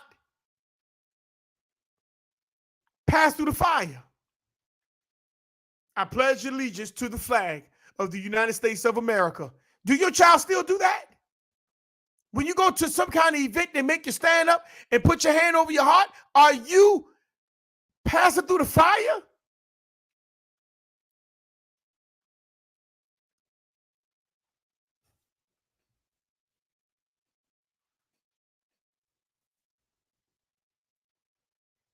"12 years your child go through school, and then they take his graduation hat and put the tassel from one side to the other.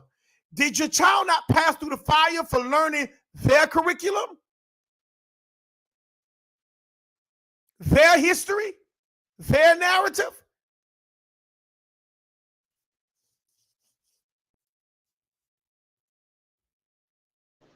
And this is the month for a lot of graduations too.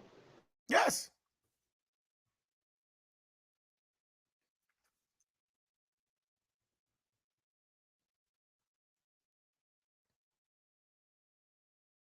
When you go through these sororities and fraternities, did they not brand you?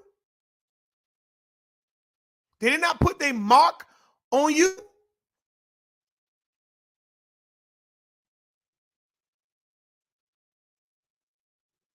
When you become these Masons and Freemasons and etc., do you not wear their symbols?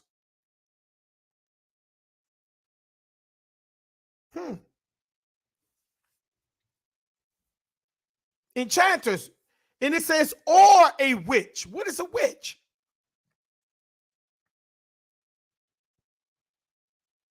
What is a witch?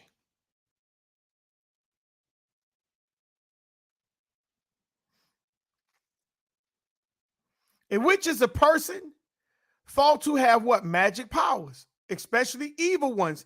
Popular depicted as a woman wanting a black cloak or pointing a pointed hat and flying on a broomstick. That's the idea they give you as a witch. See, that's what they give you as a witch.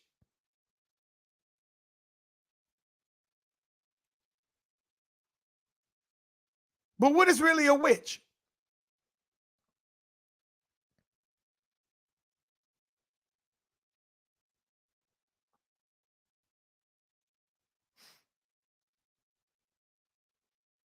This person is credited of having a witch is a person, especially a woman, who is credited with having what? Usual malignant supernatural power. What is the word malignant? Malignant means what?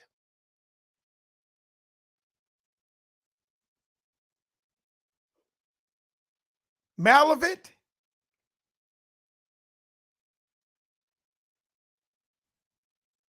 That word means malevolent. Malignant means a term used to describe cancer.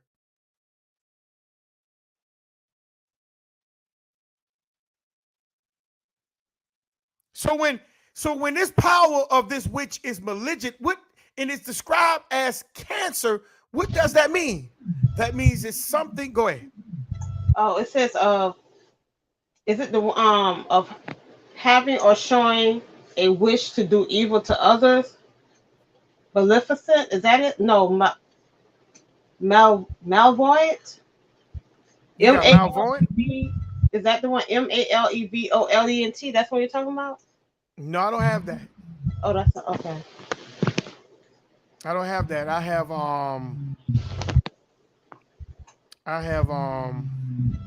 I know that's another evil.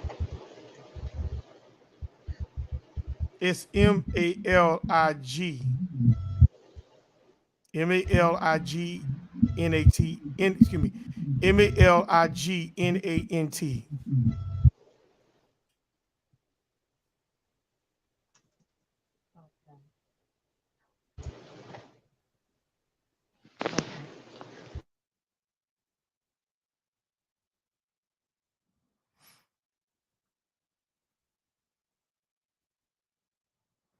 And the witch is in adherence with a neo-pagan tradition or religion, such as Wicca. So you're dealing with religion, but that religion is malignant supernatural power.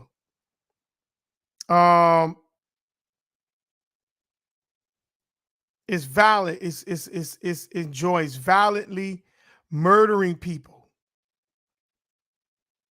See, they don't mind killing.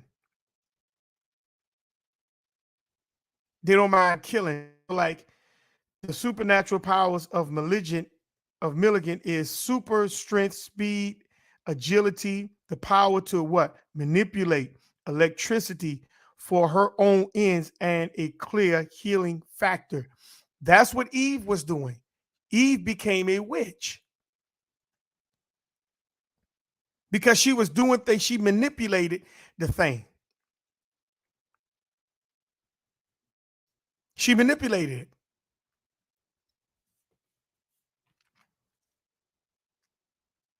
Let's look at the next one. Let's look at the next scripture. Let's go to Deuteronomy 4:19.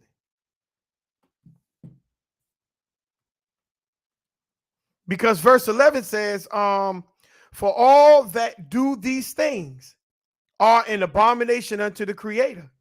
And because of these abominations, the Creator, your power do drive them out from before thee.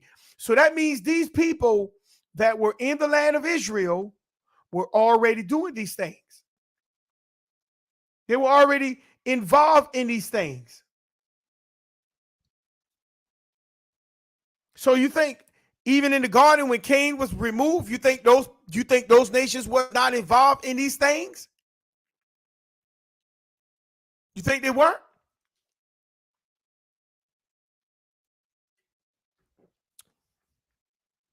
Deuteronomy 4:19.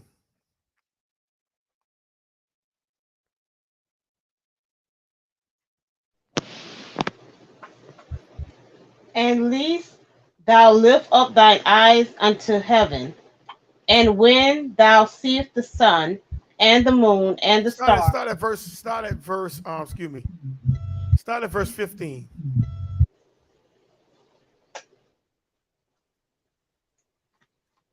And read down to 19. Take ye therefore good heed unto yourselves, for ye saw no manner of similitude on the day that the Creator spake unto you in Horeb out of the midst of the fire. Now stop right there. The Creator did not give man or the nation of Israel any type of similitude. Similitude means a picture or an image. The Creator didn't give them that. So how do we end up with a picture or an image? Saying that this is what the Creator looked like.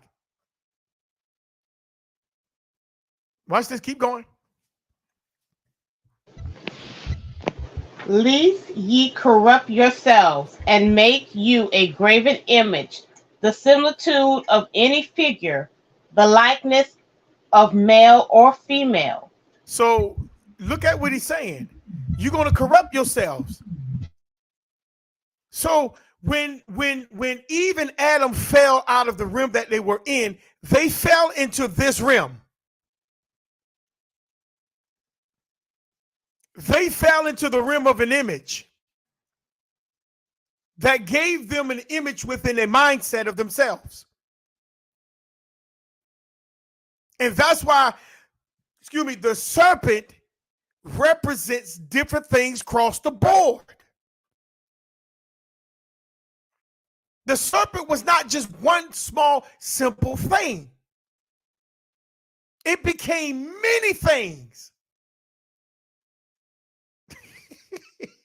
I hope you're catching this. So when they open up that many facets of mindsets, they could not close that thing no more. Go ahead, read it. Go ahead. It's this next verse.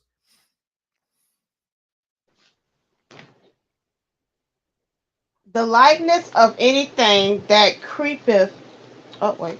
Oh, I'm going 17. The likeness of any beast that is on the earth, the likeness of the winged fowl that flieth in the air, the likeness of anything that creepeth on the ground, the likeness of any fish that is in the waters beneath the earth. Didn't we just see that they had a wing? They had the wings of a dragon. They had the snake. Even the fish, they got the little fish thing on the back of their cars with the name Jesus on the inside of it. See, these are likenesses. Keep going, sis.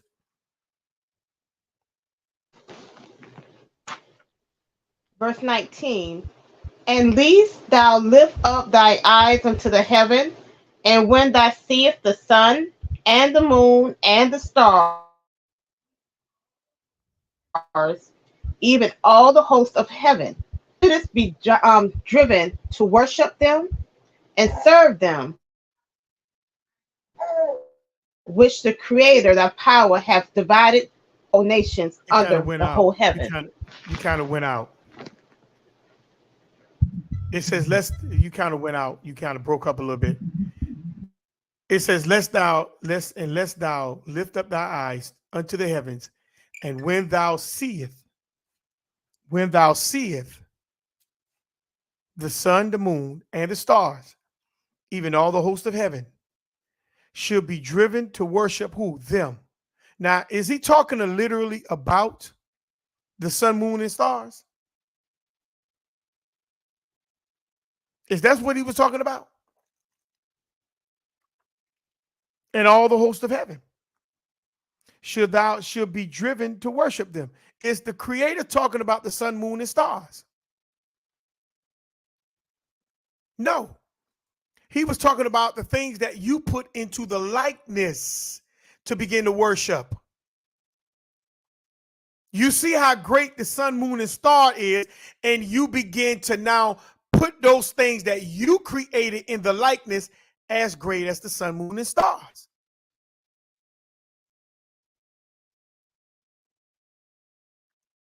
This is what this verse was talking about. And serve them, which the Creator, thy power, has divided unto all nations under the sun, under the whole heavens. What do you mean by that? Meaning you made a deity that connects you to the sun.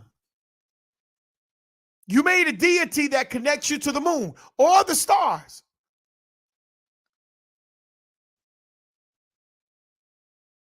And you make it as equal as one of those three.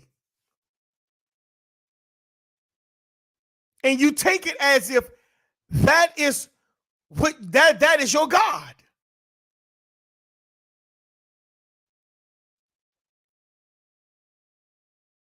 And now you create a God that follows the sun, or that is of the moon, or is of the stars.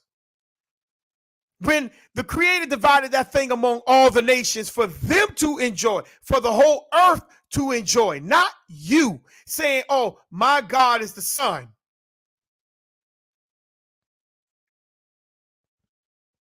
Or my God is the moon. or it represents the moon. Your God don't represent none of that in the heavens.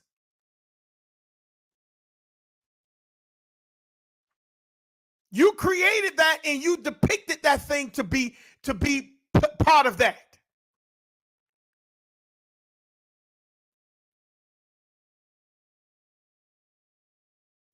See, when Adam fell hard. And when Cain did not make amends, he fell harder.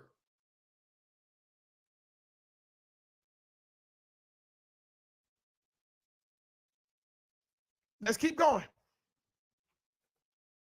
Let's go to 1 Chronicles 10, 13 through 14.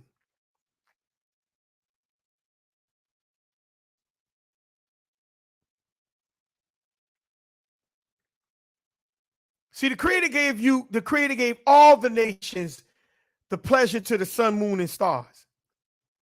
But you try to occupy it and make it yours. No, we ones that control the sun. You don't control no sun. That is for the earth. The moon is for the earth. The stars are for the earth. That ain't just for you. So why would you make a God and connect that God to one of these things? To one of the things, to one of the hosts of heaven, or anything that you see in the heavens?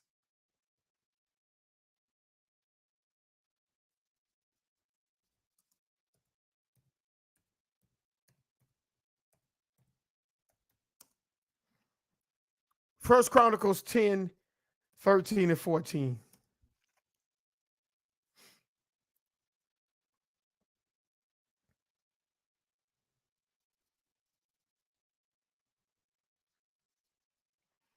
It says, so Saul died for his transgressions, which he committed against the Creator, even against the word of the Creator, which he kept not. See, so we got to look at the word of the Creator. He just didn't go against the Creator. He went against the word of the Creator. And he didn't even keep the word. See, a lot of people claim that they keeping the word, but then when you look at them, they're not really keeping this word.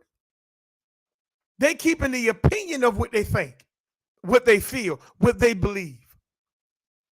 But they literally not keeping the word. And also for asking counsel of one that had what? A familiar spirit, to inquire of it. So when you know someone has a familiar spirit,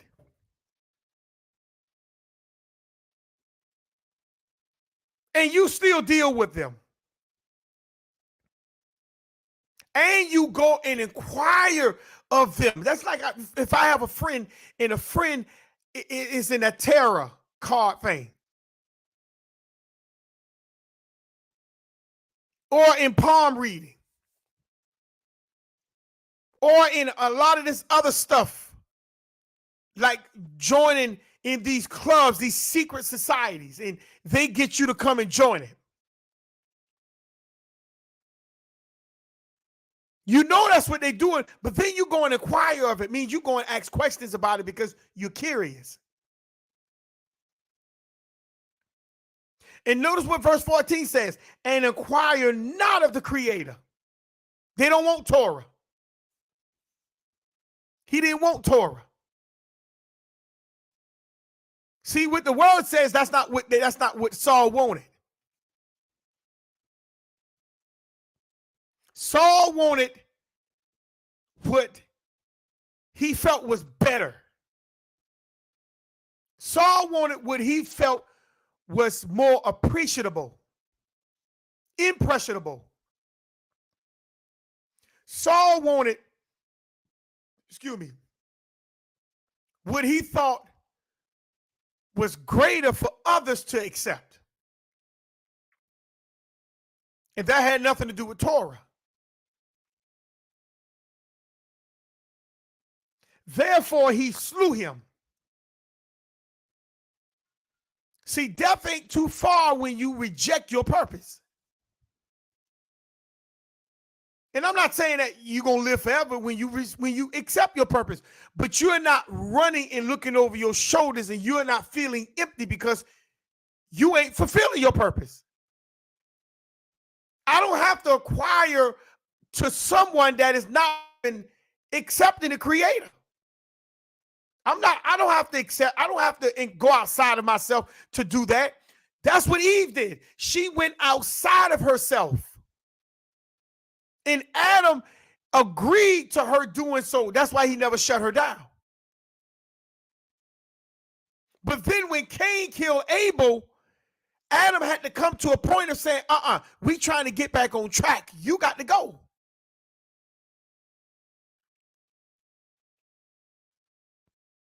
Because we're not trying to require anything outside of ourselves no more. We're trying to get back within. See, Saul did not inquire anything of the Creator. Therefore, he was killed and turned the kingdom unto David, the son of Jesse. In other words, like I keep telling y'all, you don't have to do what you're supposed to do. The Creator will remove you.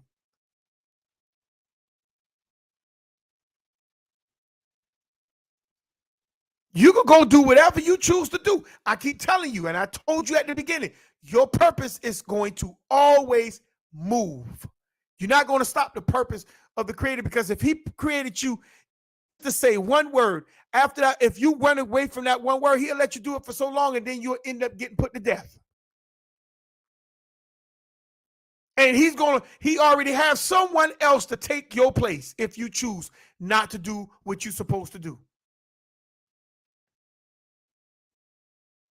Because it never was about us. It was always about the Creator.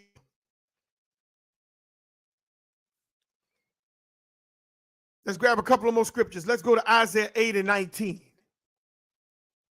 He chose not to serve the Creator. He chose to accept and inquire of a person with a familiar spirit. That is an abomination. See, we're supposed to keep a lot of that energy away from us. You don't invite that energy in and around you.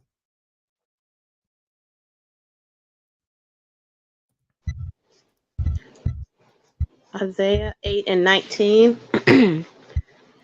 And when they shall say unto you, seek unto them that have familiar spirits, and unto wizards that peep, and that mutter, should not a people seek unto their God, for the living to the dead?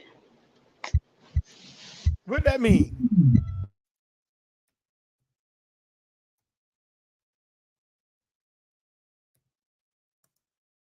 What does that mean?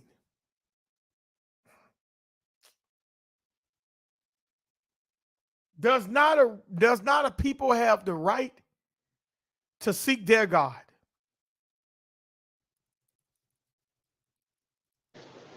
So are they saying that it's okay to speak to someone who's able to tell you whether they're living or dead, what's going to happen? Because you should have the right to know. Okay.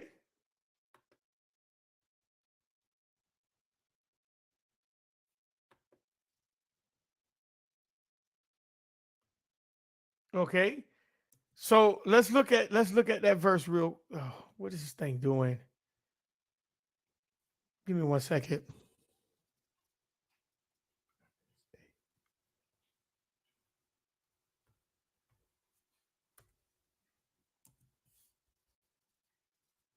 Okay, let's look at that verse real close.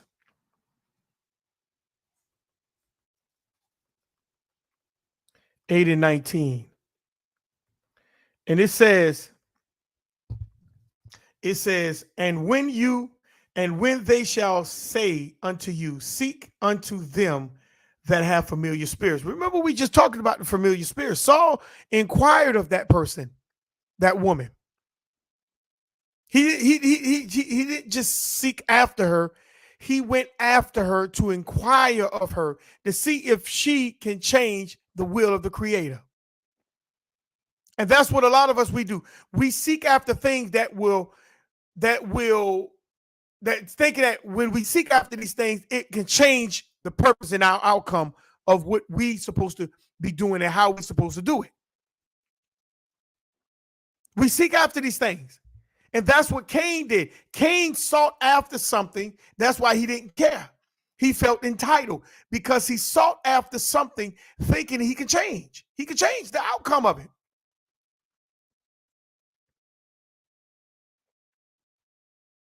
It says, seek unto them that have what? Familiar spirits. And unto wizards that what? Peep. What that word peep means. What is a wizard? First of all, what is a wizard?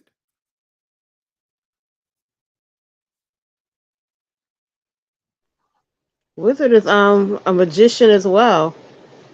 That's a magician. But notice it says that can peep. What does that word peep means?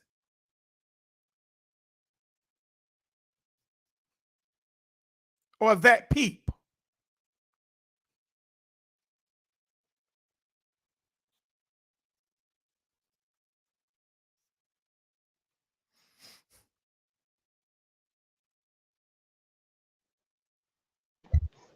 Well, peep means like you're peeping, you're looking at something. Okay. So peep means to look quickly. And to what? Furtively at something. Fruitively at something. What is that fruitively? What is that?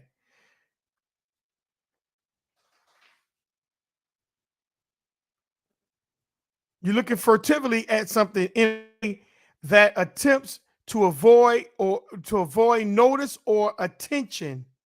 So they don't want the attention. They do it quickly and don't want the attention. Why when you're dealing with a wizard, they tries to do it real quick and fast?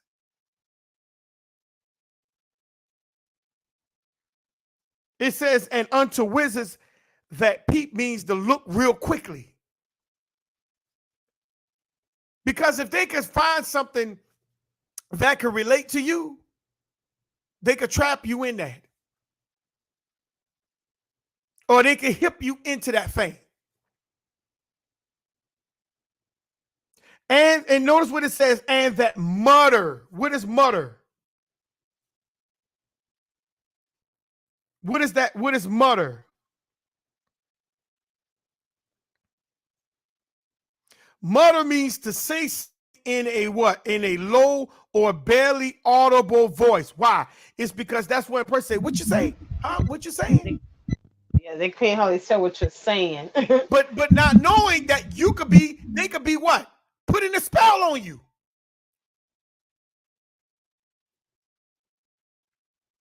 They could be putting a spell on you.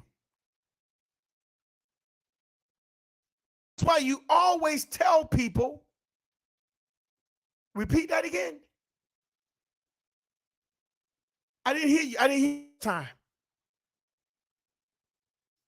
You're always supposed to make sure people is saying what you thought they said. Never assume, because people can be casting a spell upon you.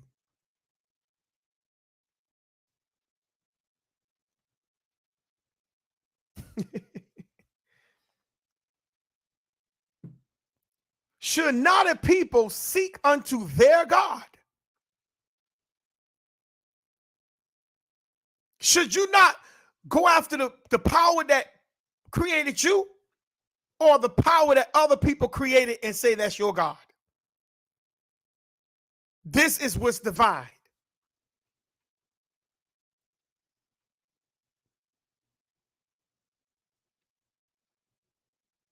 For the living to the dead.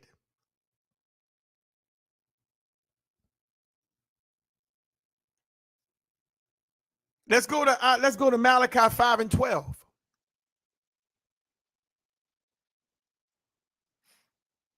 See, we got to understand how powerful this nation is before we can get into the lineage of Cain. Because there's nothing new under the sun.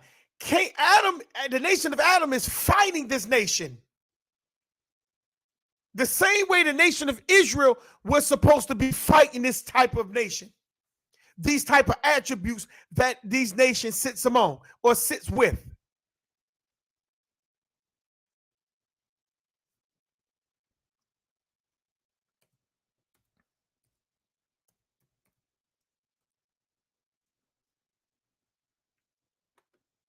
But instead of us fighting,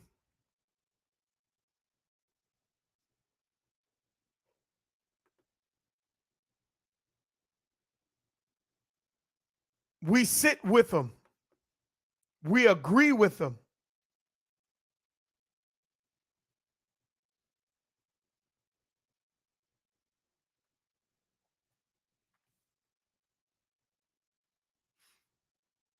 And we become a part of them.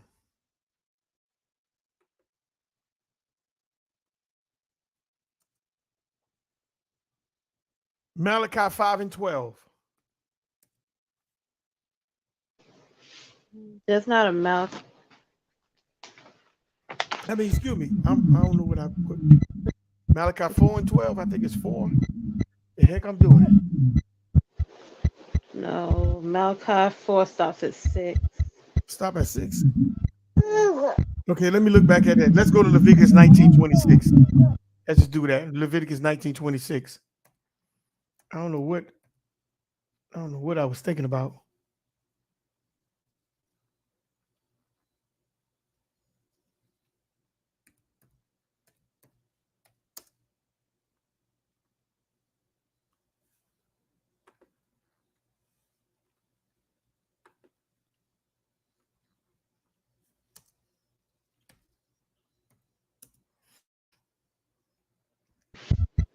Leviticus 19:26.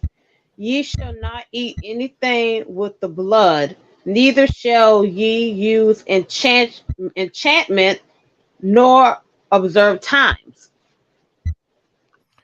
Say, you shall not eat anything with blood.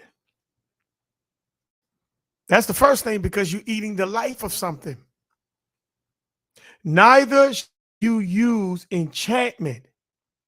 What is an enchantment? What is an enchantment? Spell. Huh? It's a spell. Right. What do you call a spell? Enchantment is a feeling of great pleasure, delight, the state of being under a spell or magic. In other words, something that feel great and you got pleasure in it. That's an enchantment. Your actions can be an enchantment. You know, when you at a football game or a concert, you feel that you can feel that energy come. That's enchantment. The next thing you know, when the music playing, you dancing. You dancing. Because you don't even realize you done tapped into that energy mentally.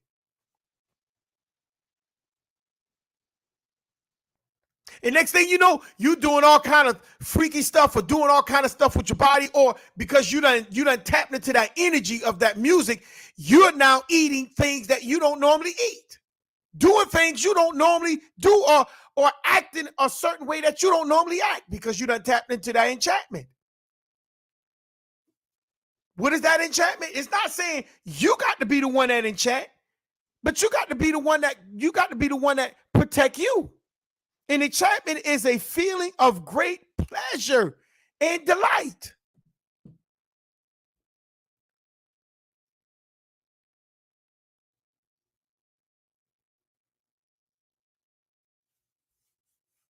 Next thing you know, you twerking.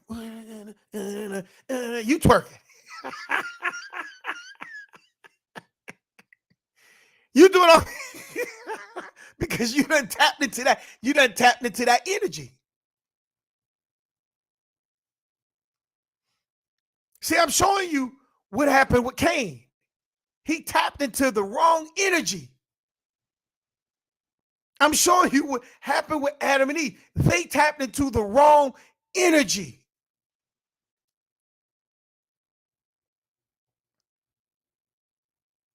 And that energy put them into a whole new dimension.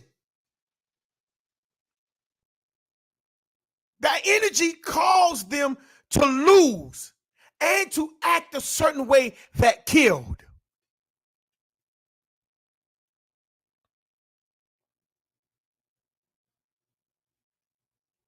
Let's go to Deuteronomy 17, verse 2 through 5. And remember, we already went through.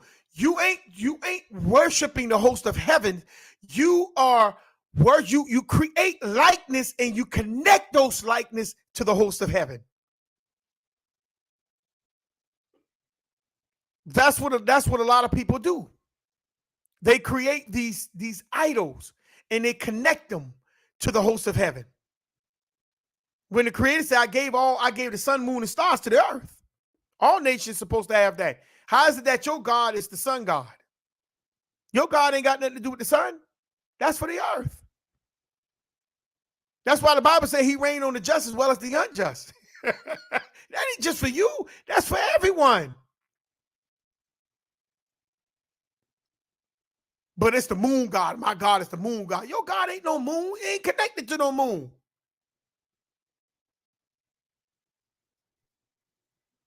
But we create these things and we connect these things to that because we're listening to familiar spirits. Let's go. Let's go to Deuteronomy, the 17th chapter. Deuteronomy, the 17th chapter, verse 2 through 5.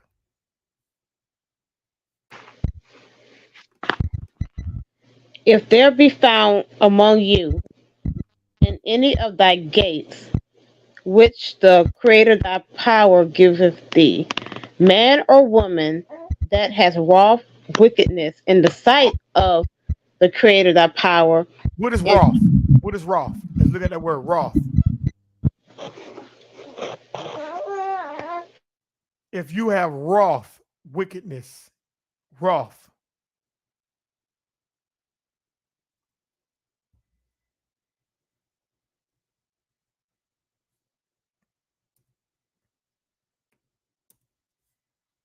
See, we think these laws are different that was in the garden, and it's not. If you have wrath, these wickedness, that word wrath is big.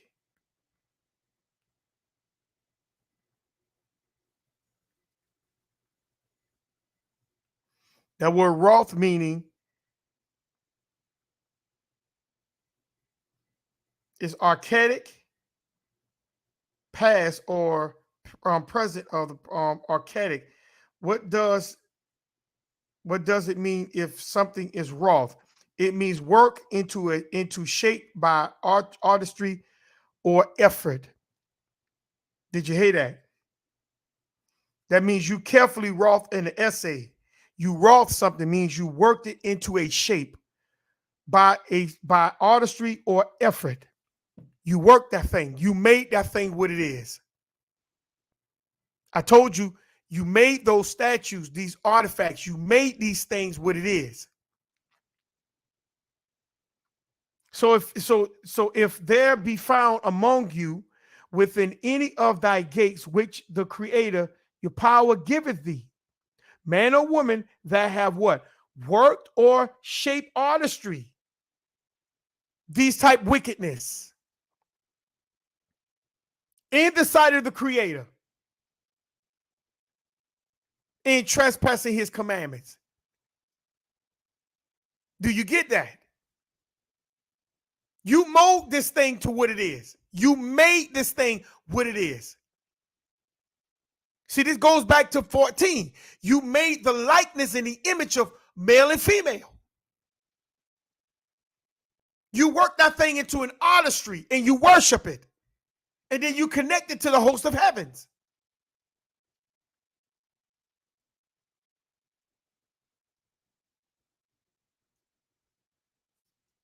You work that thing. You made artistry of that thing.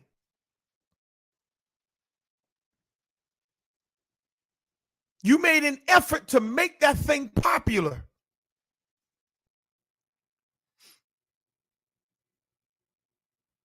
Verse 3 says what, sis?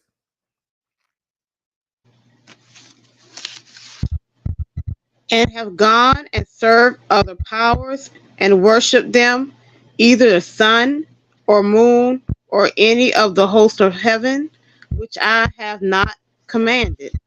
Because the reason why he say the sun, moon, because you connect those things that you created, and you connect it to the sun, moon, and stars. Like we already had mentioned in chapter 14. Go ahead.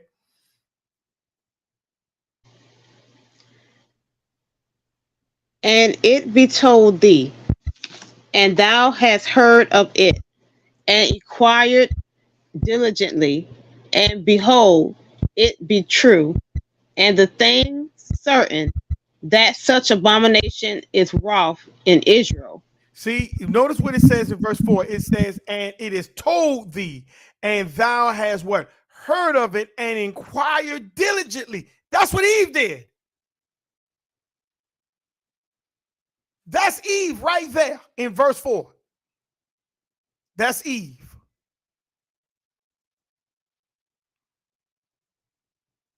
That is Eve. And what happened when, behold, it is true. It be true. It was true. You got to be prepared before you go and eat that fruit. The result. That such abomination is wrought in Israel, meaning it is created. People put this thing together like Aaron did in the priesthood.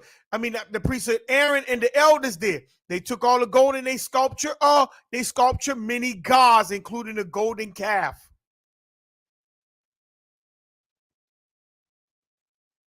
They put this thing together. That's what we do today. We put these things together.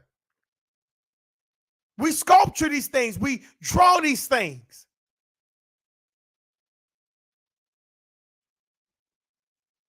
We form these things. And then we connect it to something in the heavens.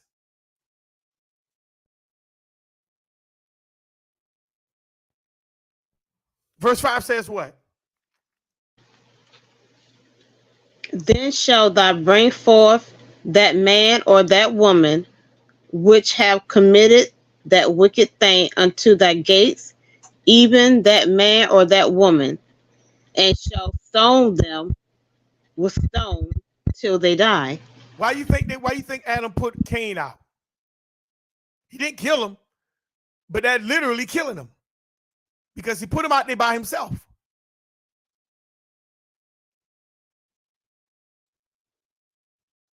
Because you got to stop the wickedness from among you. You got to remove the serpent. You have to remove the system, the dimension that they fell in.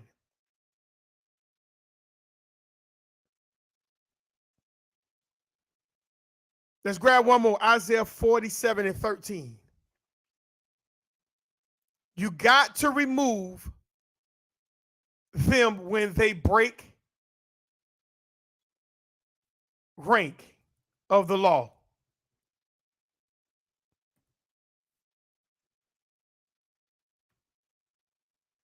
You cannot keep them among you. That's why Adam removed Cain. Isaiah 47:13. Because his mind was gone. He was being now controlled by desires of something that he had pleasure and delight in. Isaiah 47:13 says, thou art weary in the multitude of thy counsels. Let now the astrologers, the stargazers, and monthly procrastinators stand up and save thee from these things that shall come upon thee. What do you mean by that?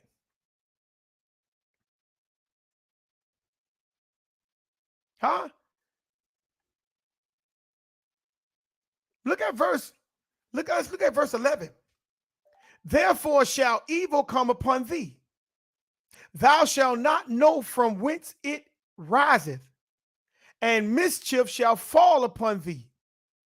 Thou shalt not be able to put it off. And desolation shall come upon thee suddenly, which thou shalt not know. Why? Stand up now. Stand now with the what? Thy enchantments. See? Was not Israel doing a lot of enchantments? Was they not happy at a lot of things that they were doing? Was it not creating delight? Yeah. Yes. And with the multitude of the what? The sorceries. Wherein thou hast what? Labor from your youth. Man, you started from the beginning doing wickedness, doing this sorcery stuff. This ain't new among you. If so be, thou shalt be able to what? Profit. If you can't profit from it. If so be, thou mayest what? Prevail. If this thing is that important, prevail from it. Thou art what? Weary in the multitude of thy counsel. Let now the astrologers and the stargazers and the monthly procrastinators, meaning those who sit there doing all this monthly stuff, stand up and save thee from these things that shall come upon thee. If these people are so great when they do these things, why they are not saving you?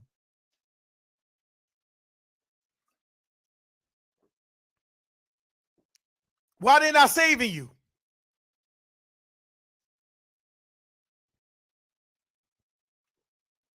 Because if you look at verse 14, it says, behold, they shall be as what? Stubble, the fire shall burn them.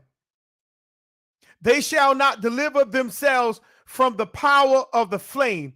There shall not be a coal to warm at, nor fire to sit before it. These people can't do nothing for you. The system that they got you in can't even help you.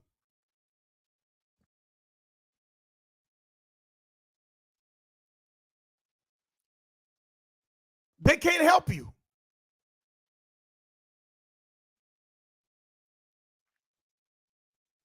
So when in the video, when it says the snake looks dull, but then it shares its skin to look new again and become shiny. Let's go to Genesis 3:18. I told you Adam was cursed with this. He's going to run after things that is what? Shiny. Divine.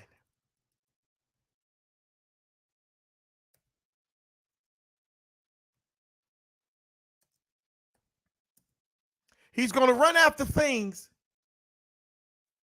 that is divine. Because Adam is trying to what? Get back to the garden. He's trying to get back into the position in which he lost.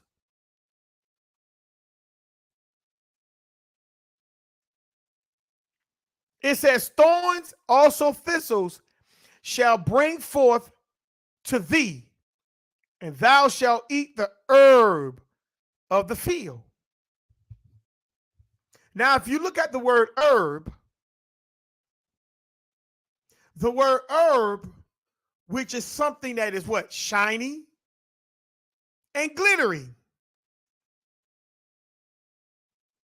But notice in the video, it said, when the snake sheds its skin, it turns from dull to shiny. See? So what Adam is going to be literally chasing or going after or eating, he's going to be eating something from the serpent.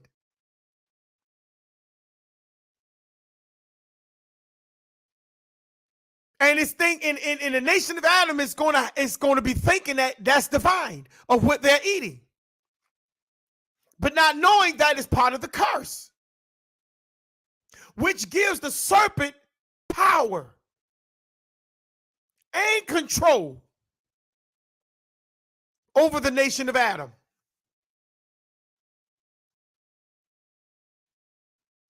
See, the serpent represents different gods of things you must understand before entering.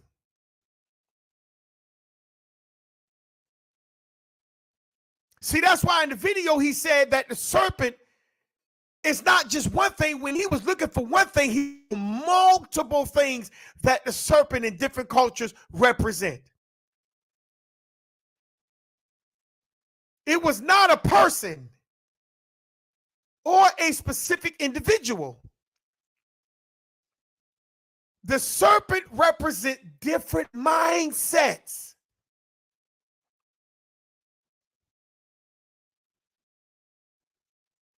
And do you know when you are when you have different, when you are in the mindset of different realms, tell me how you respond and react. Does that mean you still have your same identity?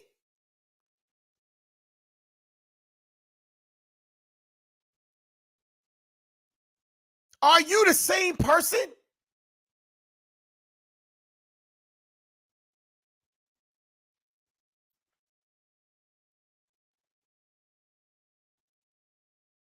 Why do you think when you grew up with somebody and then y'all depart, and after when you depart, you come back and they're totally different? They don't even act like your boy or your girl no more, because they went into a different mindset from you.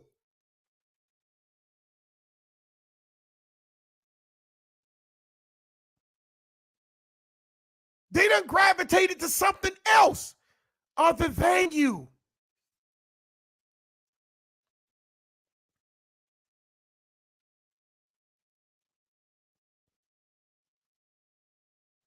But we believe that everybody's the same. They're not the same no more. That's like people go off to war and come back. They are totally different. That's not the same person that left. They're different.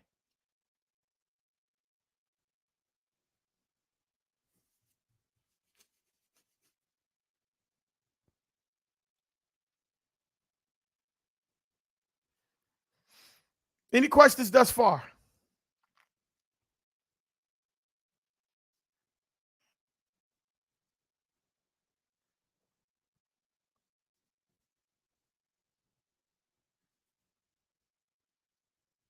No questions, so we're going to move forward. Let's go back to Genesis, the 4th chapter.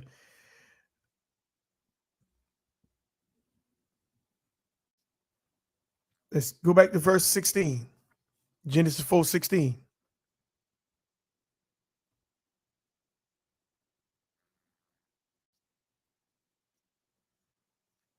And it says, and Cain went from the presence of the Creator and dwelt in the land of Nod on the east of Eden.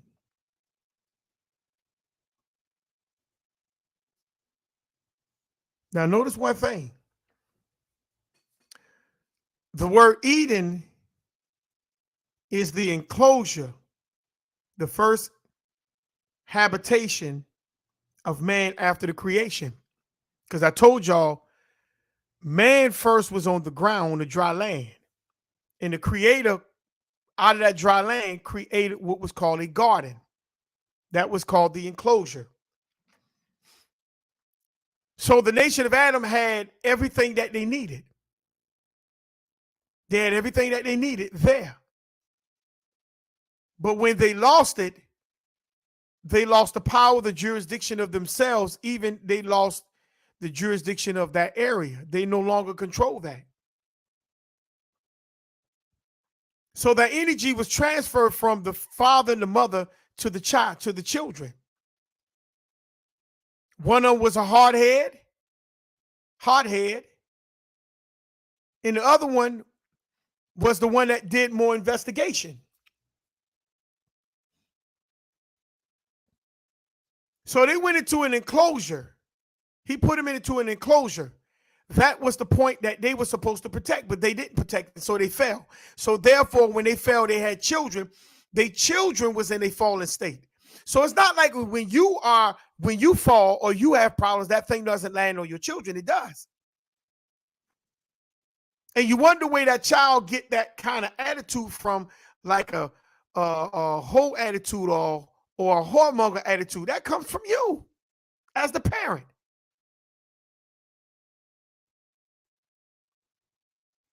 So the Creator put this nation into an enclosure, and they lost that position.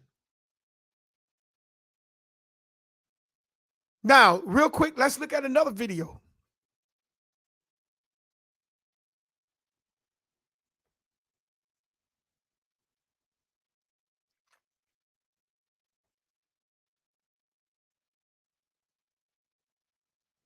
This is the Guadalupe old woman, the oldest woman bones found. Let's check this out. Fair use, fair use.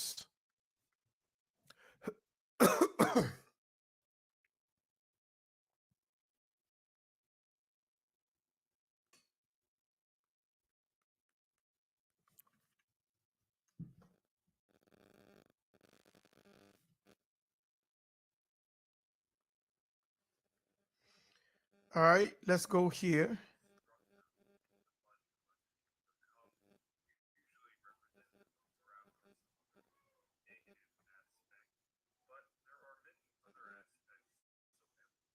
Okay, hold on.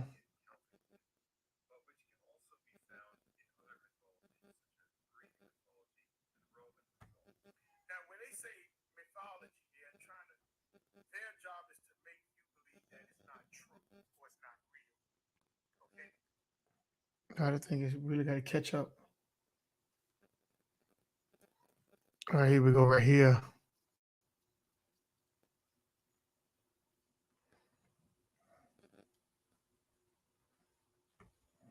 All right, let me go back. StreamYard.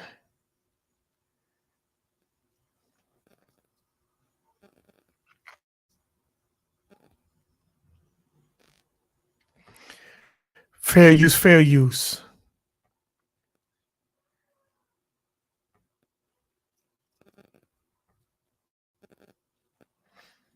All right, here we go.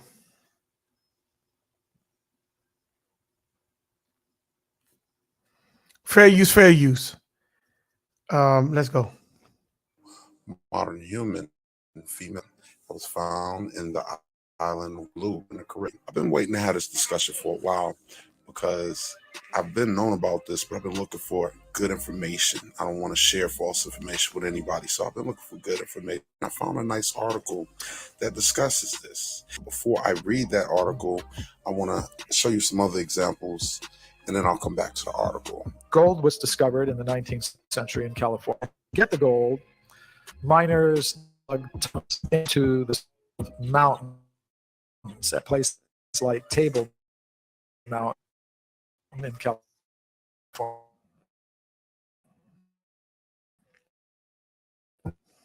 Tunnels in the surrounding. They found gold in California.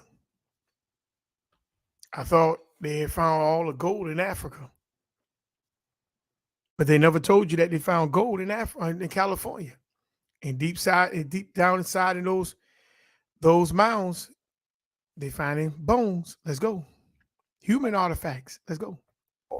Now, what makes these discoveries so interesting to me is that they were found in layers of solid rock that belong to the early part of the geological period called the Eocene, which means they'd be about 50 million years old. These discoveries were announced to the scientific world by Dr. J.D. Whitney, who was the chief government geologist of California.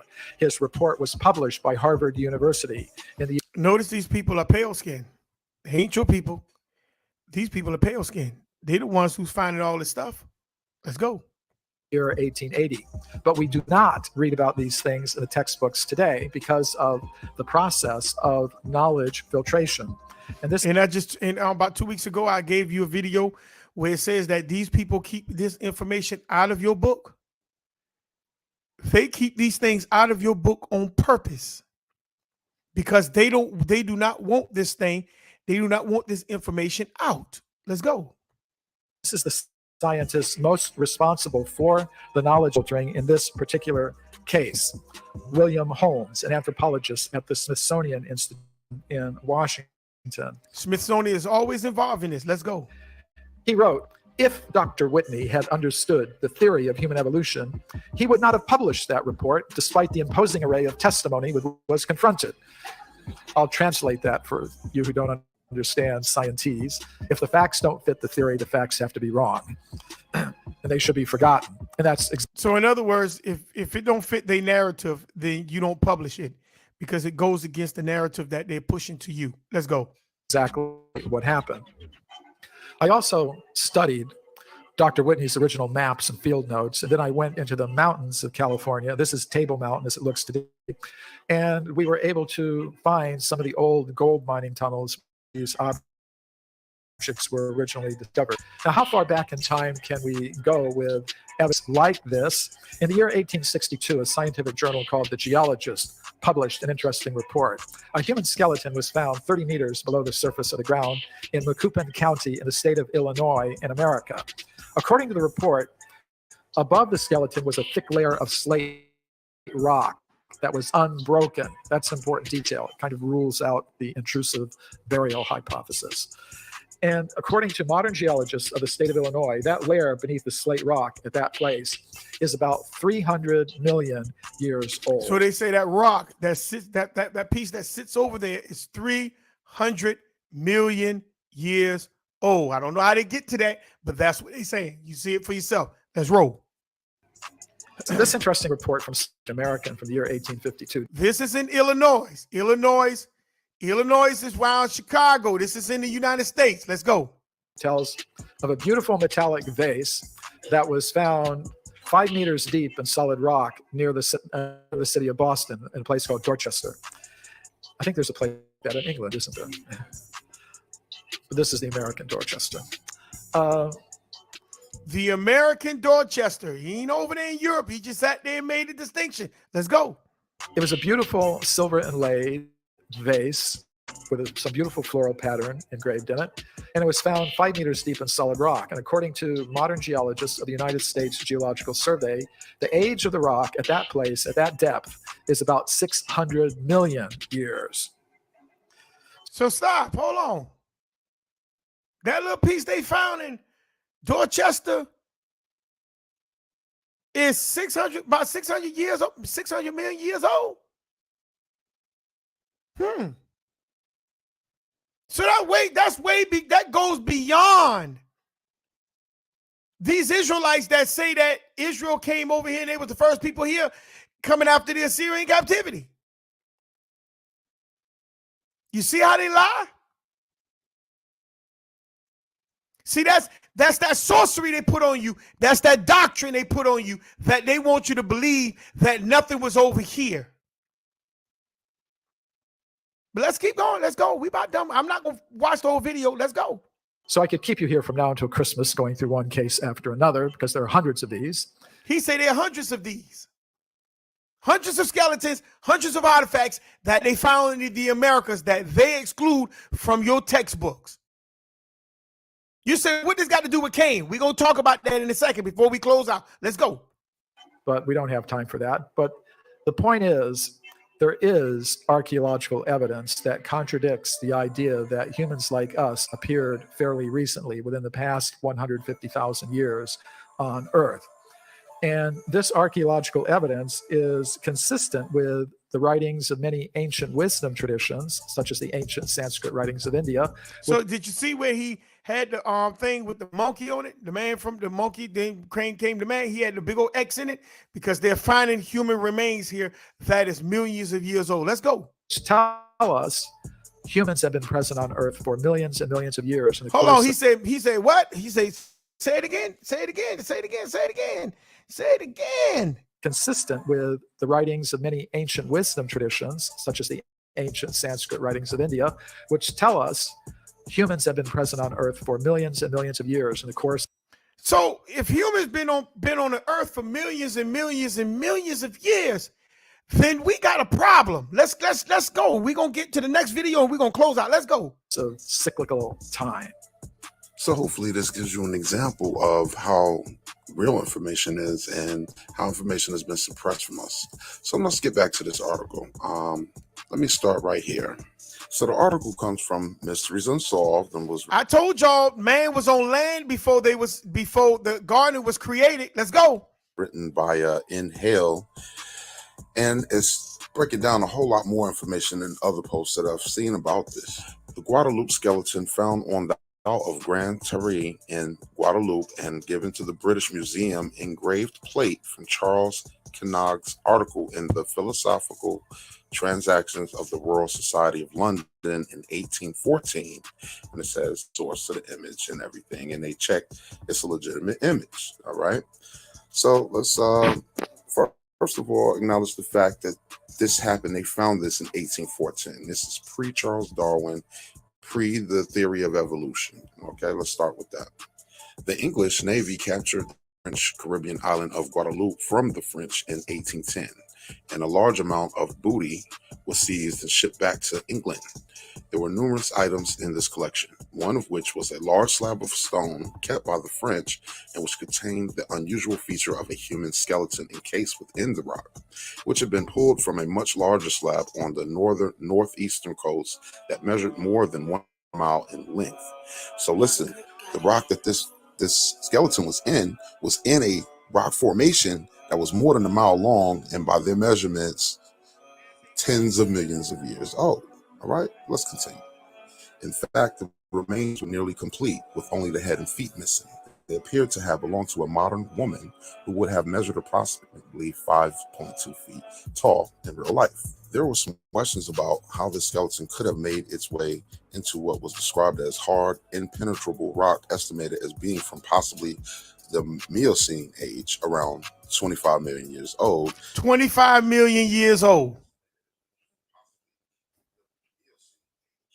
So you mean to tell me they found a woman 25 million years old? Why they kept this out of your textbook? Let's go. A time period during which many of you may already be aware that there were no modern human beings on the planet. Right. They trying to tell you that there was no modern human being. It was only monkey people.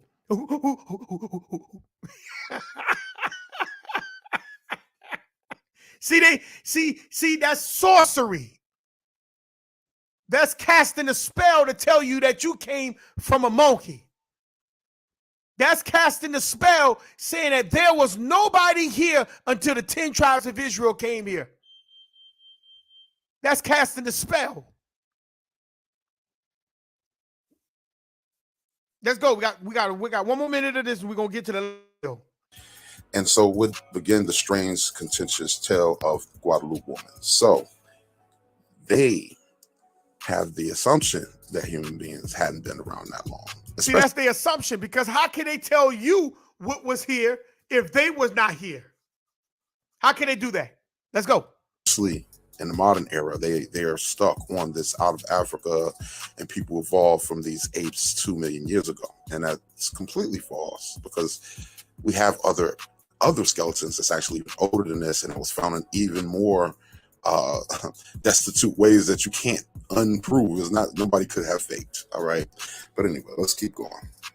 So this is the person I'm assuming that was responsible for bringing it back to England, Admiral Sir Alexander Ingles Cochrane, governor of Guadeloupe. All right, and he's the one that brought this skeleton back to England.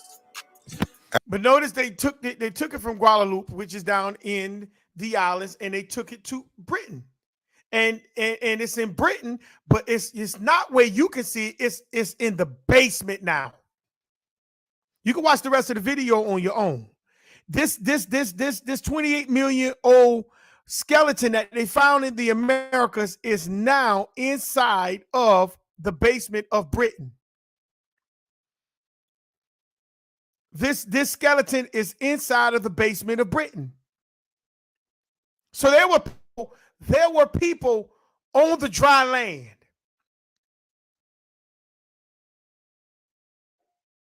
Let's get into the last video.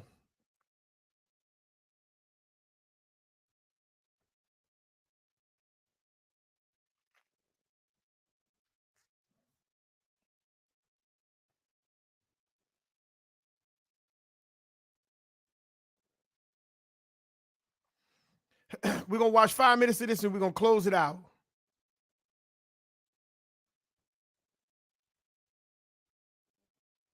So fair use, fair use. This brother here, all these videos that I have, they have very good material. So I will tell you to please go check these people out. Have some very okay. So let's go to the fair use.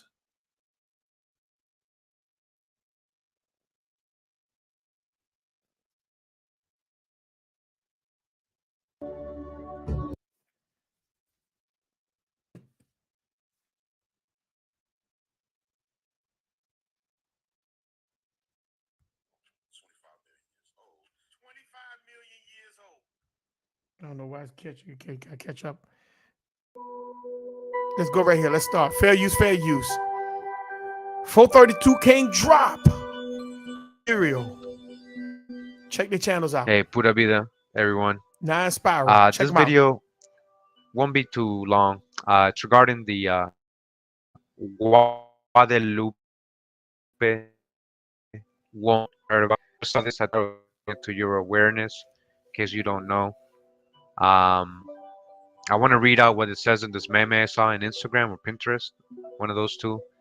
And it says here, the Guadalupe woman is a well-authenticated discovery, which has been in the British Museum for over half a century.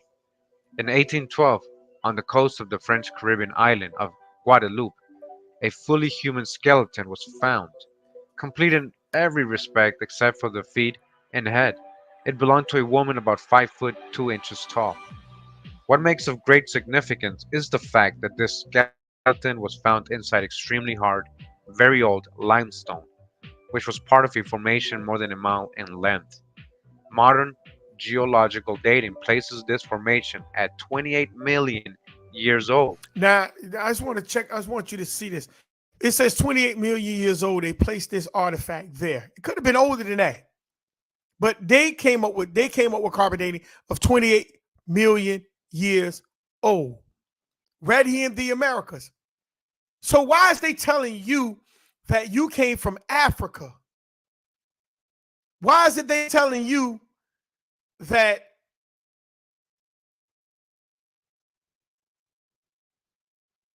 there was nobody here until the 10 tribes of Israel came here? Why are they keeping you away from this land? Let's keep going. Which is 25 million years before modern man is supposed to have first appeared on Earth. Since such a date for a regular person does not fit evolutionary theory, you will not find Guadalupe woman mentioned in the hominid textbooks. To do so would be to disprove evolutionary dating of rock formations. As this meme is stating, if this was true, it would disprove the way they date, like how things happen, like the Grand Canyon, saying, oh, that formed. See, that's right. It disproved their theory on what they're trying to tell you, who you are and where you come from and what took place. But I want y'all he's going to say something that's very important in a minute. I want you to pay attention. Let's go. Over millions and millions of years. No, that would disprove that. And it also disprove, the whole evolution thing of monkeys and things, because the dates wouldn't match, right? The whole Darwin theory, right? That we come out of monkeys, because remember, this is since 1812, so this is before Darwinism. All right, so knowing me, I took it upon myself to do some research on this. All right, so what I did naturally was go to Google and put Guadalupe woman, and just this is what I got. These are the images that pops. I saw this bone image here, but most of the websites that I get, non-scholarly, like it's just blogs and some conspiracy websites, alien websites, So let's go into some of them real quick. Watch this. Well, first I just want you to realize that. So you put this, you don't get no information really. Like it's just gossip, like he say, she say, Right. you gotta dig. But let's dig on some of these websites. This is Watch this. coolinterestingstuff.com. Explain the mystery of the Guadalupe woman. And it says the Guadalupe woman is hold on. It's a well-authenticated discovery which has been in the British Museum for over half a century. In 1812, on the coast of French Caribbean island of Guadeloupe, a fully human skeleton eye. So we got this already. This must be an old picture or drawing. What makes it of great significance is again that the fact that the skeleton was found inside extremely hard and very old limestone, which is part of the formation more than a mile in length. Now it says when the 2-ton limestone block containing Guadeloupe woman was first put on exhibit in the British Museum in 1812, it was displayed as a proof of the Genesis flood. So they're saying that at the time that this piece of limestone was taken from French Guadeloupe in the Caribbean in the 1800s and brought to the British Museum, it was presented, it was on display as proof of the Genesis flood. They were telling people this is an antediluvian look. So he's telling you this right here was before the flood, 28 million years ago. It was before the flood. This discovery that they had was one of the points before the flood.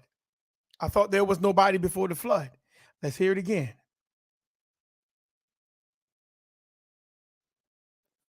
Inside extremely hard and which is part of the formation more than a mile in length. It says when the 2-ton limestone block containing Guadeloupe woman was first put on exhibit in the British Museum in 1812, it was displayed as a proof of the Genesis flood. So they're saying that at the time that this piece of limestone was taken from French Guadeloupe in the Caribbean in the 1800s and brought to the British Museum, it was presented, it was on display as proof of the Genesis flood. They were telling people this is an antediluvian look, an antediluvian skeleton.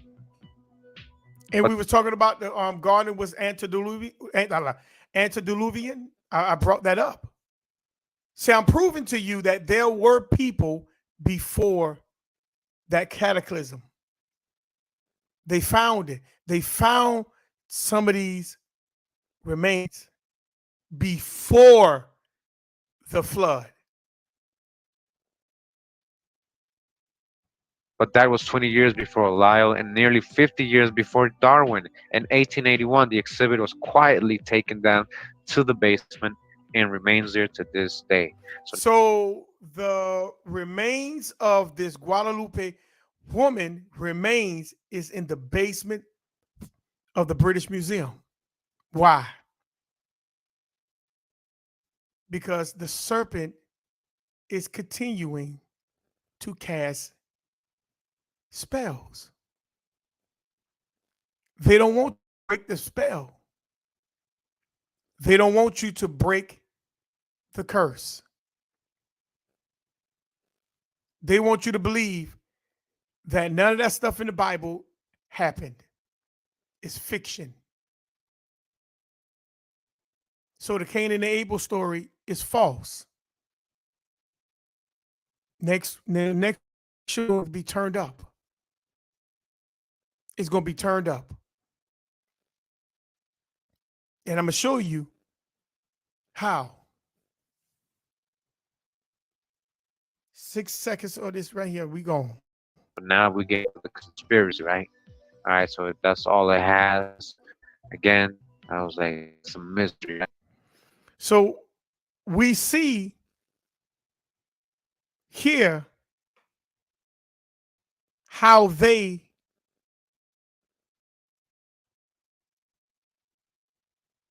made. They told you that these things are false.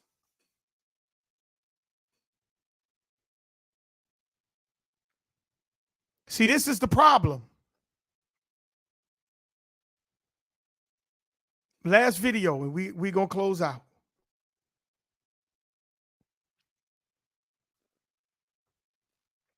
And we're gonna pick up the rest. We're gonna pick up this video next week, but I'm just gonna start it today. Fair use, fair use. Fair use, fair use. We only gonna watch like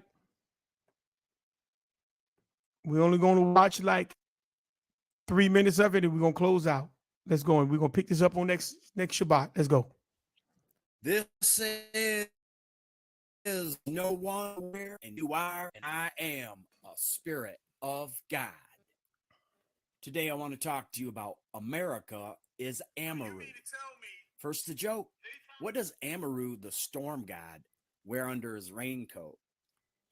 Thunderwear. Amaru is Bel Shaddai, found first in Genesis 17:1. When Abram was 99 years old, the Lord, Amaru, appeared to Abram and said to him, I am El Shaddai. Walk before me and be blameless. El Shaddai means he rages over cities, and he is a warlike god with lightning rod technologies.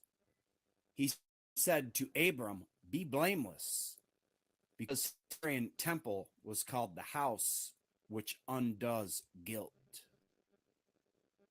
Jacob becomes Isis Amen-Ra El Shaddai, or Israel, and Amaru tells of America in Genesis 35:11.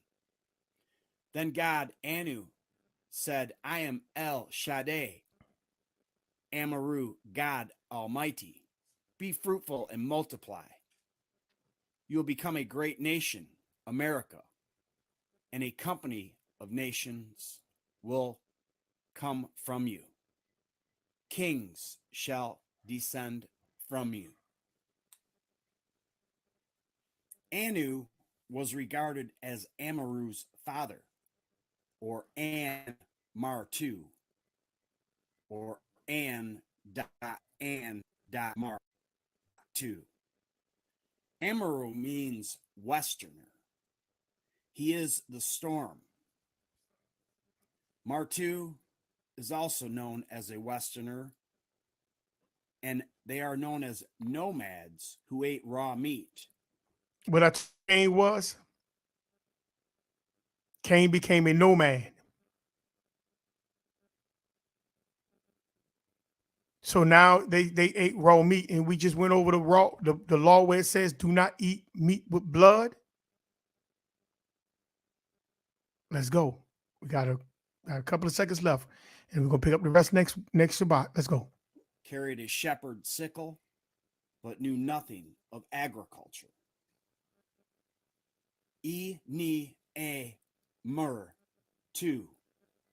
or America.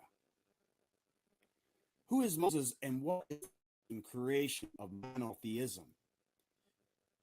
Is Akhenaten and Amenophis IV. His father was the biblical Joseph, named Amenophis III. His father worshipped Amen-Ra Marduk, and Moses made a new deal with Amaru, or in some cases, Enlil's son.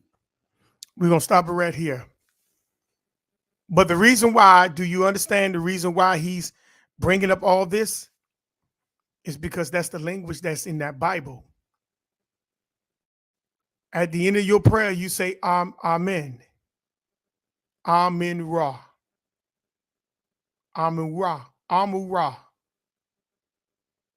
You're calling on the serpent. Or Ahaman. You're calling on the serpent. I told you it goes way deeper than what you think. That's the serpent god.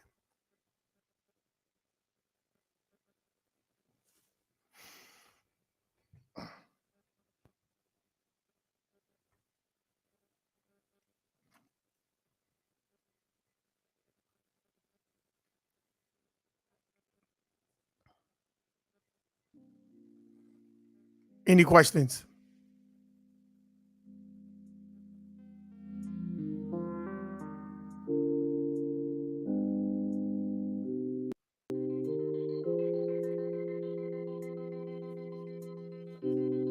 These are the serpent gods. We're gonna get back into that next Shabbat in the Creator's will. All this is tied into Cain. And all this is tied in before Cain. I cannot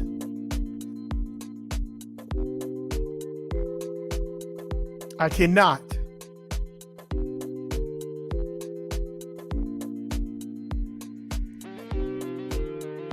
go into Cain's lineage without realizing what took place in the garden emphatically, and who was in that garden, and what caused them to fall. See, a lot of us, we want to just say he fell, they fell, she sinned, and we move forward. But we never really come to a position of realizing what the serpent was. So we just come up with saying it was a snake. Or we come up with a doctrine saying, oh, well, it was another nation.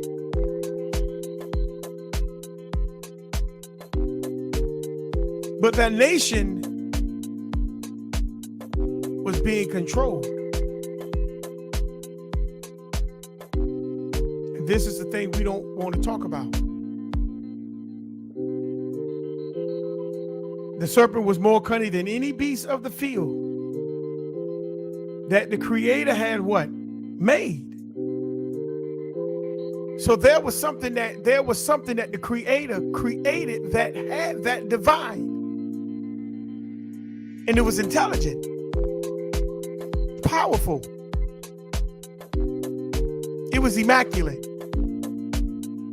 into a lower form, but it fell. And it caused everything around it to fall. And then when it entered into the garden, it caused the garden to fall.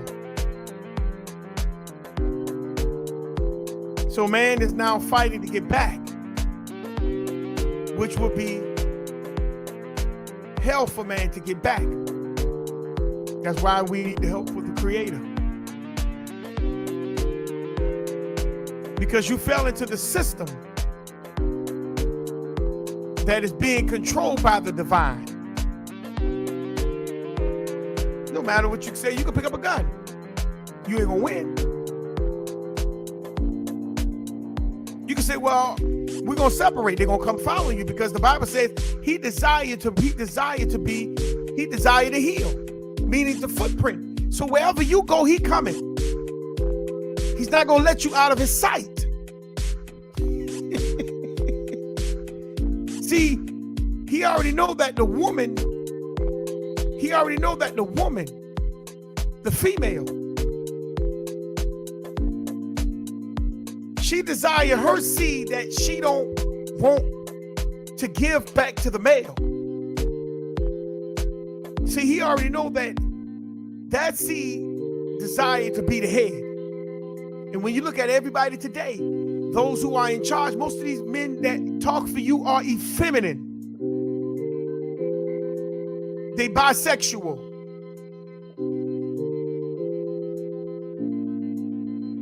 They're not masculine. Those are your leaders in the Negro community. And the serpent desire to heal. Bruised I heal. The word bruise means to be desired. He desired the footprints of that leader. He sits off shadows, guiding the and the ones that have no purpose of themselves.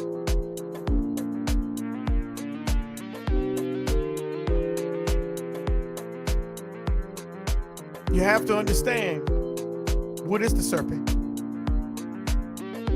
It's a system that was put in play, and you to continue today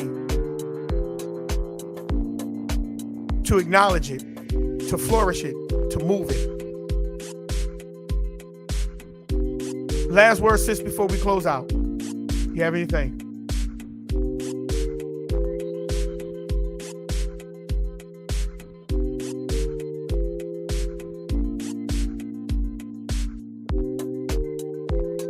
All right. We're going to go ahead and close out.